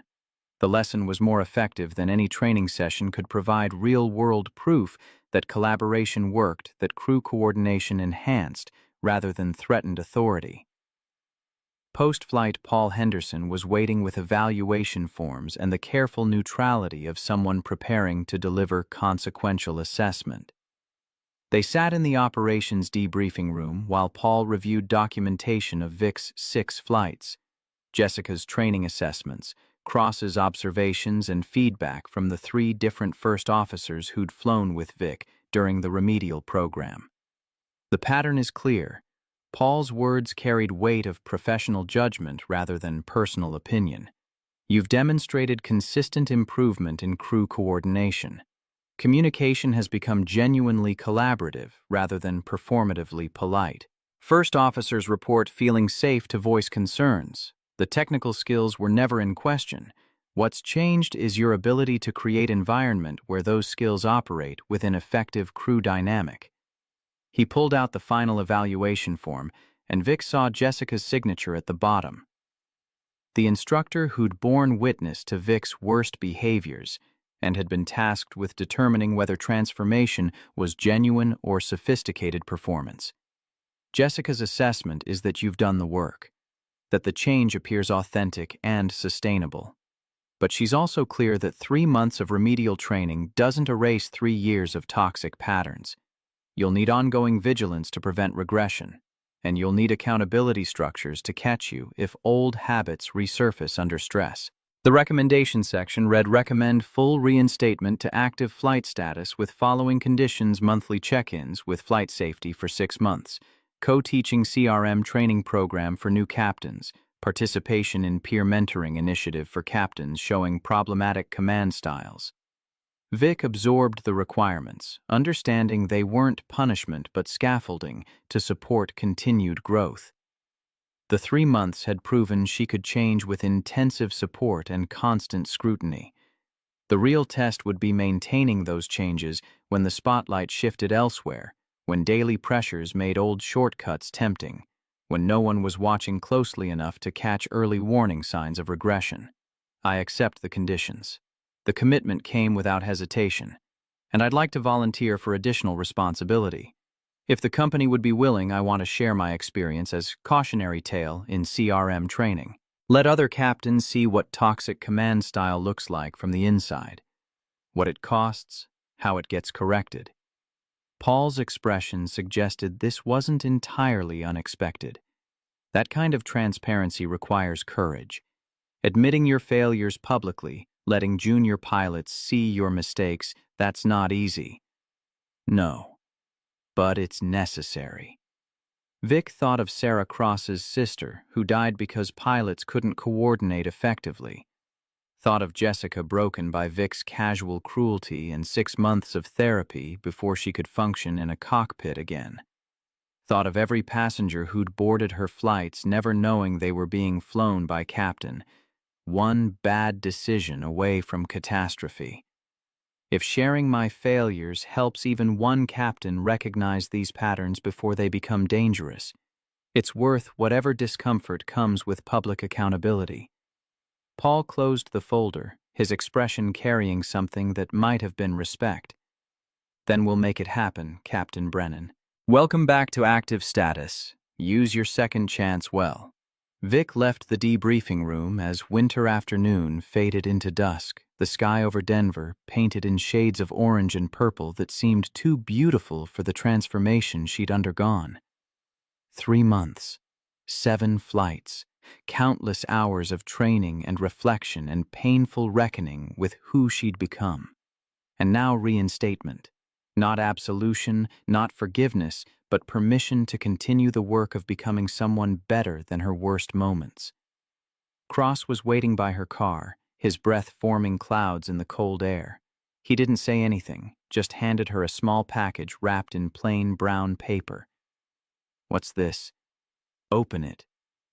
Inside was a photo in a simple frame, Sarah 26, and laughing the same image he'd shown Vic 3 months ago. But beneath it, mounted on the mat, was a small placard in memory of Sarah Elizabeth Cross and all those lost to preventable accidents.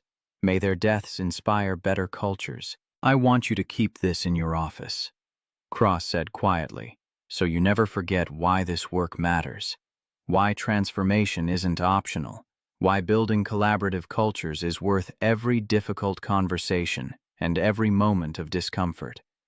Vic held the frame, feeling the weight of responsibility it represented. Sarah's death, Jessica's trauma, the near disaster with the hydraulic leak, all of it converging into purpose, into commitment, into the ongoing work of preventing future tragedies through cultural change rather than technical innovation. "I won't forget," she promised. "And I'll make sure others don't either." They stood together in the parking lot as darkness claimed the sky. Two people bound by transformation and loss and shared understanding that aviation safety required more than perfect procedures. It required captains brave enough to listen, first officers confident enough to speak, and cultures where collaboration mattered more than hierarchy. The work was just beginning, but for the first time in 3 years, Vic felt ready to do it. 6 weeks later, Vic stood at the front of Training Room C facing 30 new hire captains, her own personnel file projected on the screen behind her. Not the sanitized version of her record that highlighted achievements and flight hours. The complete documentation including formal complaints, investigation findings near disaster with the hydraulic fitting. Everything she'd spent 3 years trying to hide now offered as teaching tool for others to learn from. The room smelled of fresh coffee and nervousness, that particular scent of new captains trying to project confidence while terrified of exposure. Morning light filtered through the windows, casting long shadows across tables where young pilots sat with tablets and flight bags and carefully maintained expressions of professional attention. Jessica occupied her usual seat in the back co-instructor for this session, her presence both support and accountability. Cross sat near the windows observing the program he'd created when he invested in changing airline culture one captain at a time. "My name is Captain Victoria Brennan. I have 15,000 flight hours and 20 years of experience. And 3 months ago I almost killed 143 people because I was too proud to listen when my first officer identified a critical safety issue." The room went completely silent. Not the polite quiet of people waiting for a speaker to continue, but the shocked stillness of professionals confronting uncomfortable truth. These were captains who'd spent years building toward this moment, the authority, the responsibility, the 4 gold stripes. And here was someone telling them that authority could kill. Vic walked them through the hydraulic incident in clinical detail, her dismissal of Cross's expertise, her immediate defensiveness when he found the leak she'd missed, her readiness to fly a damaged aircraft because acknowledging the problem meant admitting she'd been wrong. The cascade of choices that nearly ended in catastrophe, saved only by Cross's quiet insistence and Vic's last-second recognition that her pride mattered less than passenger safety. Then she showed them the pattern, the formal complaints from first officers she'd driven away. The documentation of toxic command style that created environments where speaking up felt dangerous. The accident reports from other airlines where similar dynamics had killed people. She referenced the cases Jessica had taught her Korean Air 801 and Tenerife United 173, but didn't repeat the details. They were captains. They knew these accidents. They understood what happened when hierarchy mattered more than safety. "I want you to understand something fundamental." Vic's voice carried certainty earned through painful experience. Technical excellence doesn't matter if you create an environment where your crew can't function effectively. You can be the most skilled pilot in aviation, but if your first officers learn to stay silent when they see problems, if your command style intimidates rather than collaborates, if your authority demands obedience instead of inviting input, you're not a great captain. You're a disaster waiting for circumstances to align. One of the young captains raised his hand, courage visible in the gesture. How do you prevent falling into those patterns? How do you maintain collaboration when you're responsible for making final decisions? The question was exactly what Vic had hoped for, evidence that sharing her failures was creating space for others to examine their own vulnerabilities. You start by recognizing that authority and collaboration aren't opposites, that you can be decisively in command while genuinely valuing your crew's input. That strength comes from acknowledging what you don't know, rather than pretending omniscience. She pulled up video from her recent flights showing the new patterns she'd developed, asking Cross to verify fuel calculations, inviting Marcus's observations about engine temperatures, accepting Jessica's evaluation of whether her transformation was genuine. Each example demonstrated that collaborative leadership enhanced rather than diminished command authority. Jessica joined her at the front of the room, and the shift in dynamic was deliberate victim and perpetrator, teaching together damage acknowledged and beginning to heal through shared purpose. The young captains sat frozen eyes tracking between them, trying to process the cognitive dissonance. How could someone who'd caused panic attacks stand beside the person she'd destroyed and teach about safety culture? Captain Brennan destroyed my confidence as a first officer. Jessica's words were matter-of-fact, showing the class that some truths required stating plainly. She created an environment where I developed panic attacks about speaking up in cockpits. She caused harm that required months of therapy to address, and she did it casually without noticing or caring because she was more invested in defending her authority than in building effective crew. The young captains looked between them, trying to reconcile Jessica's testimony with the fact that they were co-teaching this session, that some resolution had occurred between the harm and this moment. But that was the point, wasn't it? That damage didn't erase, that transformation didn't equal forgiveness, that you could become someone different without erasing who you'd been. The complexity made them uncomfortable. Good. Comfortable captains killed people. But Captain Brennan also did something most toxic leaders never manage. Jessica's tone shifted, acknowledging transformation without erasing damage. She recognized the harm, accepted accountability, and did the actual work of changing. Not performative apologies or defensive justifications, but genuine examination of her behaviors and sustained effort to develop new patterns. Jessica paused, choosing her next words with care that suggested she'd thought deeply about what message to send. That doesn't erase what she did to me. The panic attacks took months to resolve. The damage to my confidence persists in ways I'm still discovering. But it prevents her from doing the same thing to future first officers. And in aviation, that's how we honor the people harmed by toxic culture, by making sure it doesn't happen again. The young captains looked sobered, thoughtful, aware that the greatest threats to safety weren't mechanical failures or weather challenges, but their own capacity for creating toxic dynamics. Vic watched their faces and saw the recognition forming that they could become her. That the patterns she'd exhibited weren't exceptional but disturbingly common, that preventing those patterns required constant vigilance rather than single transformation. You can apologize for what you did to me.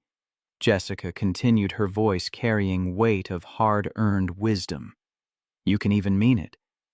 But my panic attacks don't care about your sincerity. The only apology that matters is the one you make with your behavior by never doing it again. The statement hung in the air like a verdict. Cross approached as the room emptied, his expression carrying approval mixed with something more personal. That was good. Better than good. You took your worst moments and made them teaching opportunities. That's exactly what this industry needs. It's the least I can do. Vic looked at Sarah's photo on Cross's phone background, constant reminder of why this work mattered. Your sister deserved better than the crew coordination that killed her. Every passenger deserves better than captains like I was becoming. Like you were. Cross's correction was gentle but firm. Past tense. You're not that captain anymore, Vic. You've done the work. Now you're helping others avoid the same path. The validation settled over Vic like unexpected warmth, suggesting that redemption wasn't single moment, but accumulated choices, sustained commitment to being better than her worst moments. She'd never stop regretting the harm she'd caused Jessica, the near disaster she'd enabled, the 3 years of toxic command style that had damaged careers and compromised safety. But regret without action was just self-indulgence. turning that regret into purpose, into teaching, into cultural change. That was how broken people rebuilt themselves into something useful. 2 weeks later, Thomas appeared in Vic's office with expressions suggesting complicated news. She'd been flying regular routes, building relationships with new first officers, demonstrating sustained collaboration rather than temporary performance. The monthly check-ins with Paul had shown consistent maintenance of new patterns.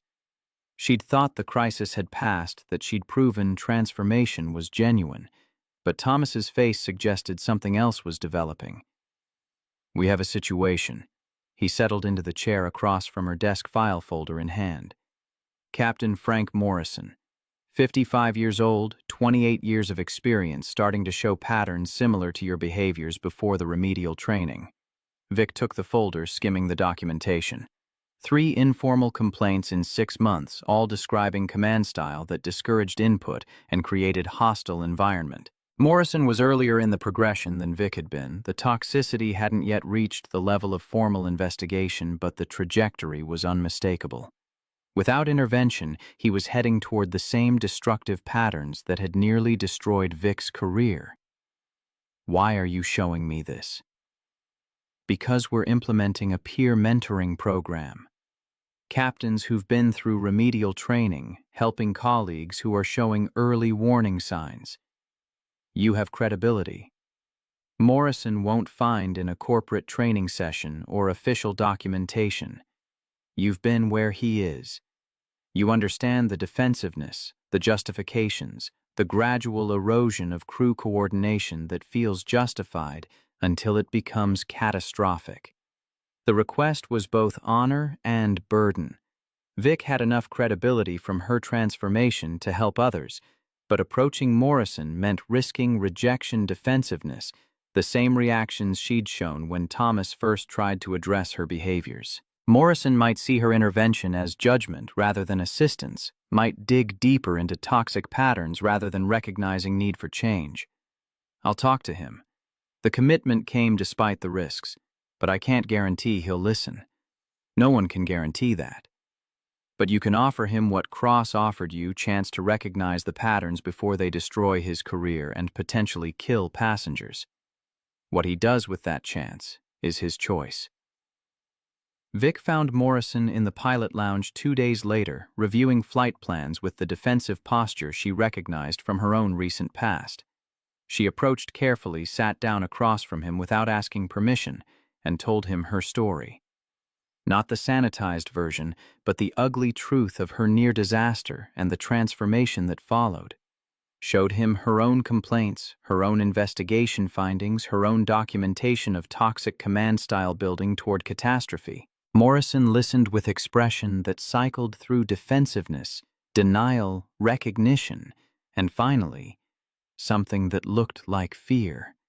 When Vic finished, he was quiet for long moments, staring at the complaints in his own file. "I don't want to be that captain." His voice came rough with emotion, held carefully in check. "I don't want to hurt people. I've been flying for 28 years. I know what I'm doing. When first officers question my judgment, it feels like they're saying I'm incompetent." "I know."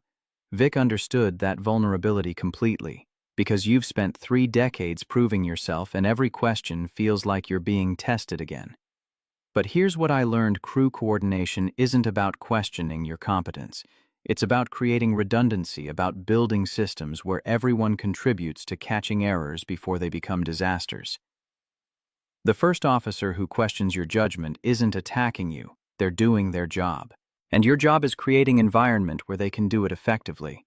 She offered him what Cross had offered her: structured support mentorship through the process of recognizing and changing toxic patterns. Connection to resources that could help him develop different command style before his behaviors progressed to the point of requiring formal intervention.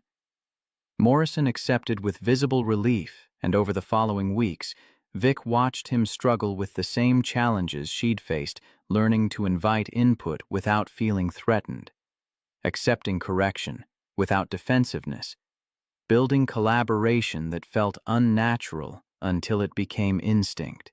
Spring arrived with unexpected warmth, melting winter's accumulated snow into streams that carved new channels through Denver's landscape. Emily turned 8 in February, no longer the frightened 7-year-old who'd watched her mother disappear into grief 3 years ago. At her birthday party, she introduced Vic to her friends as "my mom who flies planes and teaches other pilots," and the pride in her voice carried weight Vic hadn't earned when Emily was 4 and James had just died when work had mattered more than presents. They'd started skiing together, Emily's first time, Vic's first time since James died. The mountains he'd loved became space they could share without his absence consuming everything. Emily fell constantly those first days, laughing, each time teaching Vic that failure didn't require shame, that getting back up mattered more than never falling. Almost 9 now, her birthday, 3 months away, Emily had stopped asking when Mommy would start working all the time again. The question had haunted the first 6 months after Vic's transformation, a child's learned wariness that trust could evaporate without warning. But consistency had rebuilt what grief had broken. The metrics told story that numbers could track but didn't fully capture. Crew coordination incidents down 40%. First officer retention up 65%. Formal complaints about hostile work environments reduced by half. But the real change lived in smaller moments. Captains asking for input without prompting, first officers speaking up. Without fear, crews functioning as partnerships rather than hierarchies. Thomas appeared in Vic's office one afternoon in May with document that changed everything.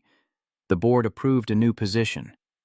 Chief Training Captain for Crew Resource Management. Full-time focus on building the culture. Cross envisioned when he invested. Teaching, mentoring, developing systems that identify and correct toxic command styles before they require formal intervention. The role came with resources that made clear this wasn't honorary position budget for training materials authority to require participation from all captains regardless of rank or experience, mandate to create comprehensive safety culture program. Institutional support for the work Vic had been doing informally scaled to reach every pilot in the airline. There's one more thing. Thomas pulled out another document. We're implementing the Jessica Park Fellowship, fully funded scholarship for first officers, pursuing additional safety training with preference for candidates who've experienced hostile work environments.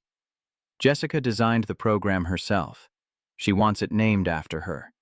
The fellowship was both recognition of damage and commitment to preventing future harm. Jessica transforming her trauma into resource for others, turning what had been done to her into protection for future first officers. The courage that required publicly acknowledging vulnerability, creating program that bore her name and testified to her suffering, made Vic's throat tight.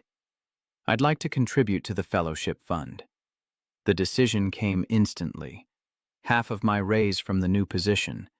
Ongoing donation.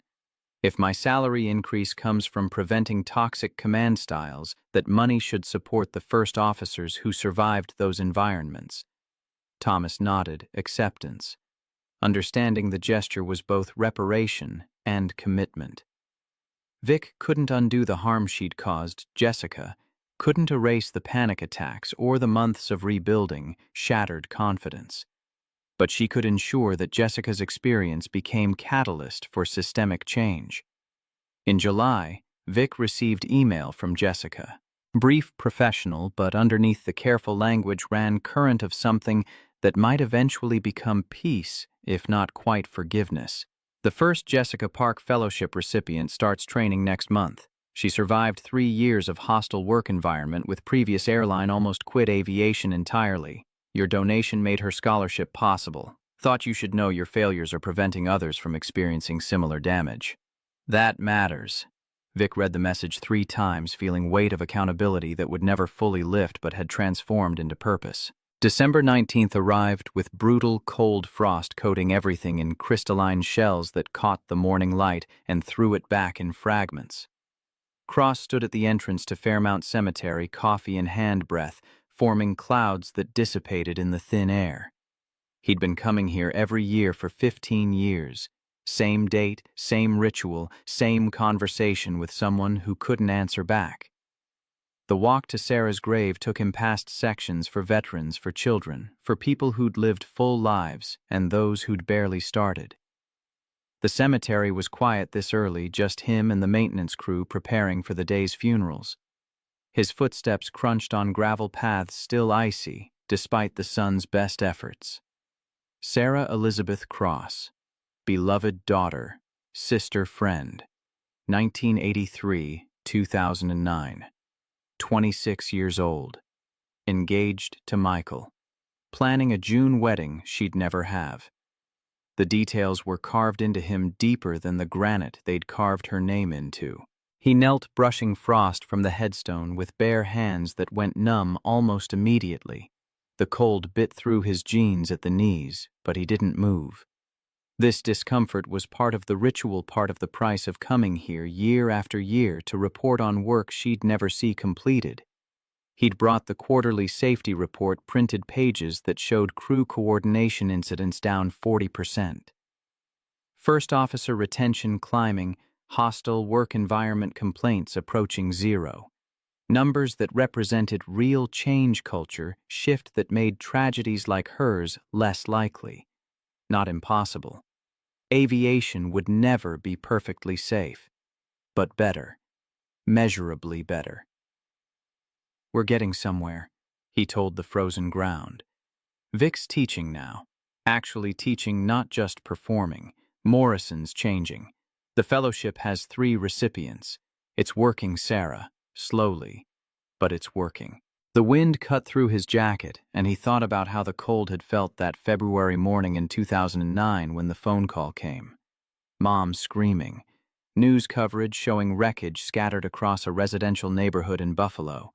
The slow, brutal understanding that his little sister, the one who'd followed him around as a kid, who'd made him promise to dance at her wedding, was gone because 2 pilots couldn't coordinate a stall recovery.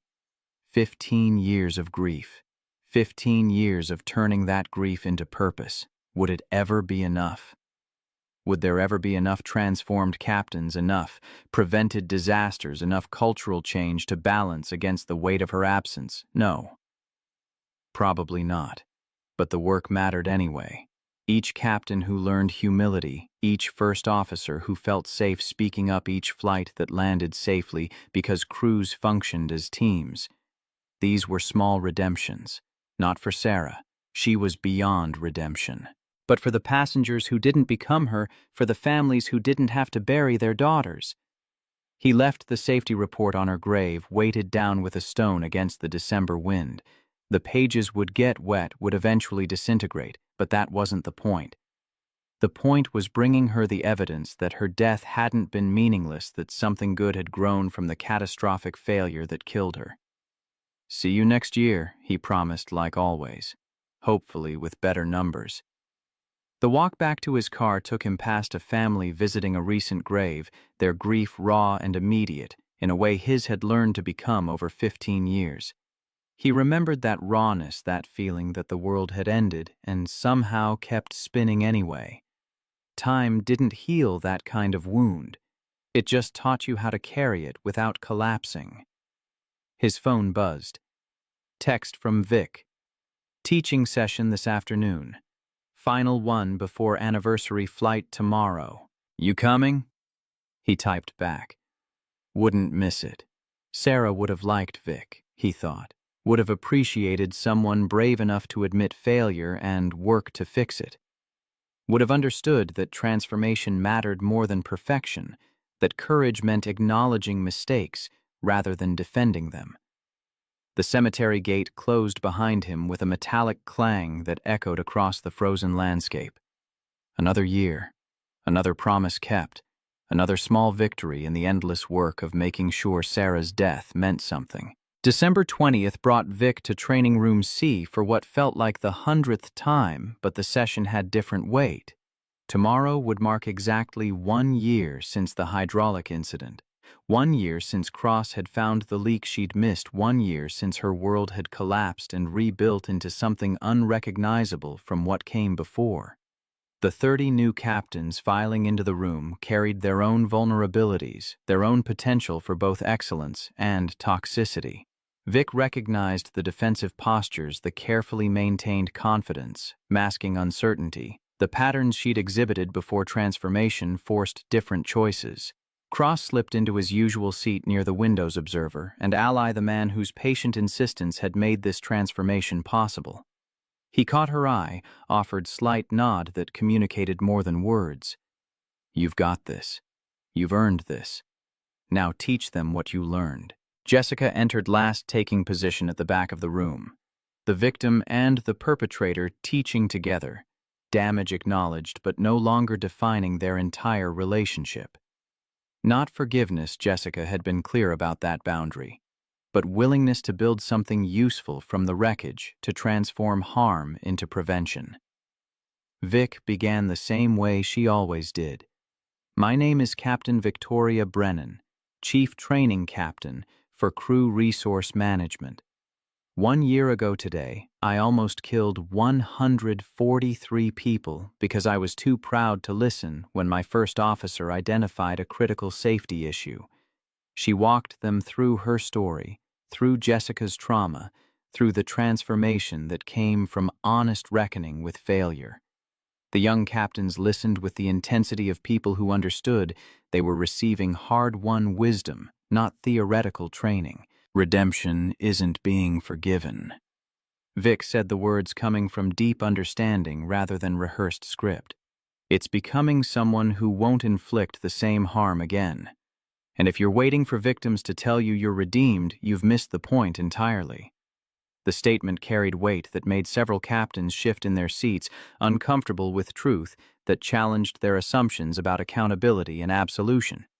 When the session ended and the young captains filed out with their reflection assignments, Cross approached with expression that suggested consequential news. "Paul asked me to make recommendation about your future role in the company, whether you should remain solely as training captain or take on additional operational responsibilities." Vic felt her pulse quicken.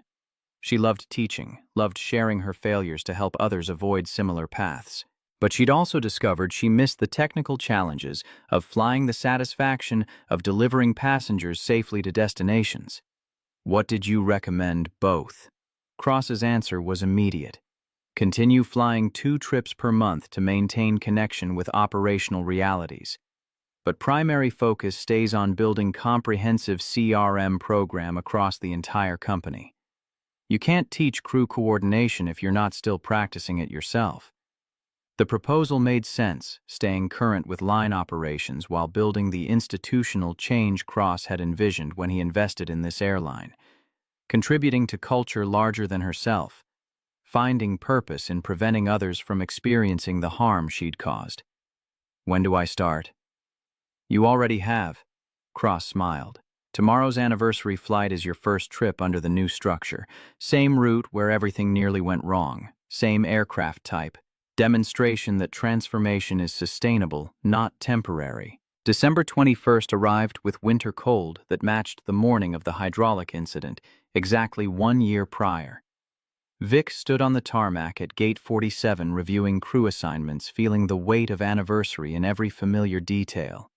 Same aircraft type, not the exact bird, but a 737 configured identically. Same route Denver to Phoenix.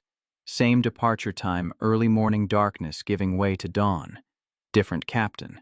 Cross had specifically requested to fly this anniversary route together, and Vic understood the symbolism. Full circle moment opportunity to demonstrate how far she'd come.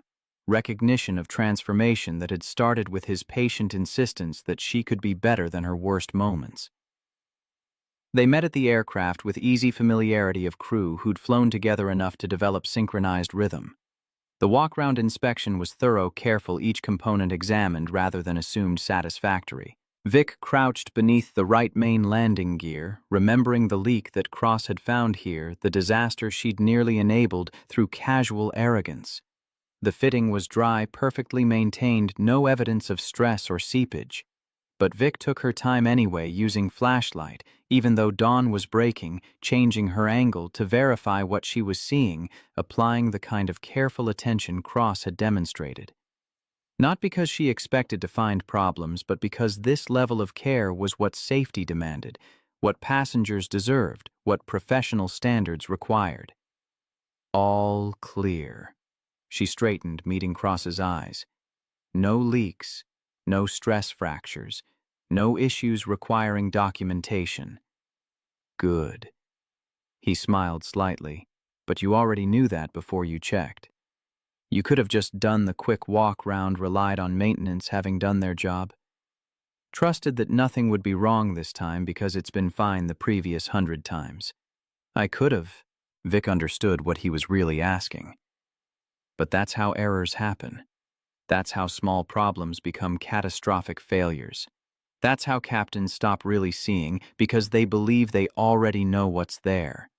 They completed pre-flight checks with the collaboration that had become their natural dynamic. Vic verbalizing her thinking. Cross-offering observations, both contributing to decisions as partners rather than hierarchy. The passengers boarded 143 people, trusting that the crew would deliver them safely to Phoenix, never knowing they were flying on the anniversary of their near disaster, never aware of the transformation that had occurred in the captain's seat. Departure went flawlessly. Climb to altitude smooth, weather clear across their entire route. Nothing challenging, nothing that tested crew coordination.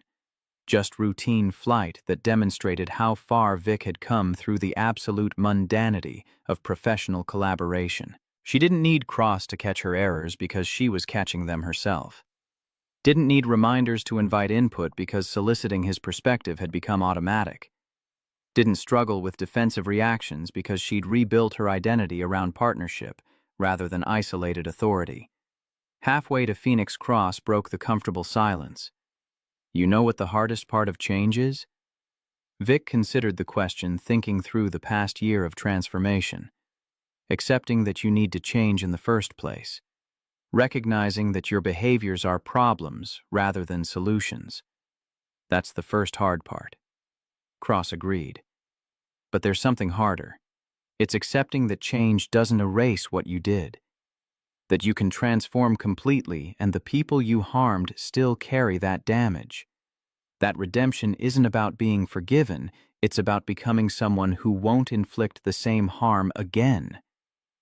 The observation landed with weight of hard-earned wisdom. Vic thought about Jessica, about the boundaries she maintained despite Vic's transformation, about Morrison struggling with his own patterns, about every first officer who'd learned to stay silent because captains like her had made speaking up dangerous. You're right. Vic's voice was quiet but certain. I can't undo the harm I caused. The best I can do is make sure I don't create more victims and help other captains avoid the same patterns. That's not nothing. Cross's words carried the weight of someone who understood both loss and purpose. Sarah's death can't be undone. But the work we're doing, changing culture, building crews that function as teams, creating environments where speaking up is encouraged rather than punished, that prevents future tragedies. That matters. They flew in silence for several minutes, both processing the year's journey, the transformation that had occurred, the ongoing work that remained. The Phoenix approach came with winter sunshine that painted the desert in gold and shadow. Vic flew the landing with Cross monitoring their coordination so seamless it felt like single organism operating the aircraft. Touchdown was smooth enough that passengers probably didn't notice the transition from air to ground, the kind of professional execution that came from crew working in perfect synchronization. In the terminal, they passed gate agent helping elderly passenger with wheelchair flight attendant comforting nervous flyer ground crew servicing the aircraft with practiced efficiency. Ordinary moments of people doing their jobs with care and attention that kept aviation functioning safely. Vic recognized now that her role was part of that larger system, that no amount of individual excellence mattered if it existed in isolation from collaborative culture. Thomas was waiting in operations when they returned to Denver that evening. He'd been tracking the anniversary flight with personal investment, having witnessed Vic's near disaster and subsequent transformation. His expression carried the careful neutrality of someone delivering consequential news, but something underneath suggested this wouldn't be simple procedural update. The board approved your appointment as Chief Training Captain. Effective immediately, you'll continue flying 2 trips per month to maintain currency, but primary responsibility will be developing and implementing comprehensive crew resource management program across the entire company. The role came with resources that made clear this wasn't honorary position. Budget for training materials authority to require participation from all captains regardless of rank or experience, mandate to create systems for identifying and correcting toxic command styles before they required formal intervention. Institutional support for the work Vic had been doing informally scaled to reach every pilot in the airline.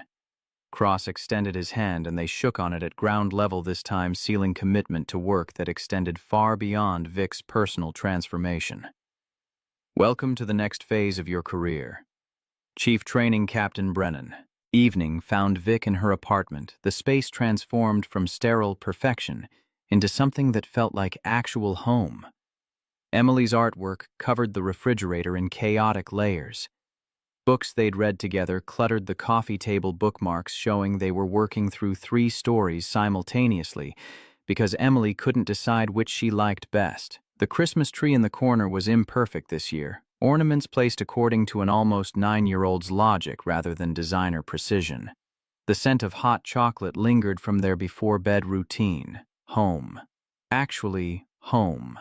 Emily emerged from her room with homework question about weather patterns, and they worked through it together at the kitchen table, Vic explaining how pilots read forecasts, Emily asking questions that showed she'd been listening to more than just homework answers. At some point during the past year, her daughter had stopped being afraid that Vic would disappear back into work, had started trusting that presence was sustainable rather than temporary. Bedtime brought the ritual they'd rebuilt, stories and conversations, and the kind of connection Vic had thought impossible after James died. Emily fell asleep holding her hand, and Vic stayed there watching her daughter breathe, feeling gratitude for second chances that came through painful reckoning rather than easy grace. Tomorrow would bring more flights, more training sessions, more work of building culture, where collaboration mattered more than hierarchy. The mountains beyond Denver's sprawl stood permanent and patient witnesses to all the transformations that happened in their shadow captains learning humility, first officers finding voice crews, discovering that partnership enhanced rather than threatened authority. James had loved those mountains.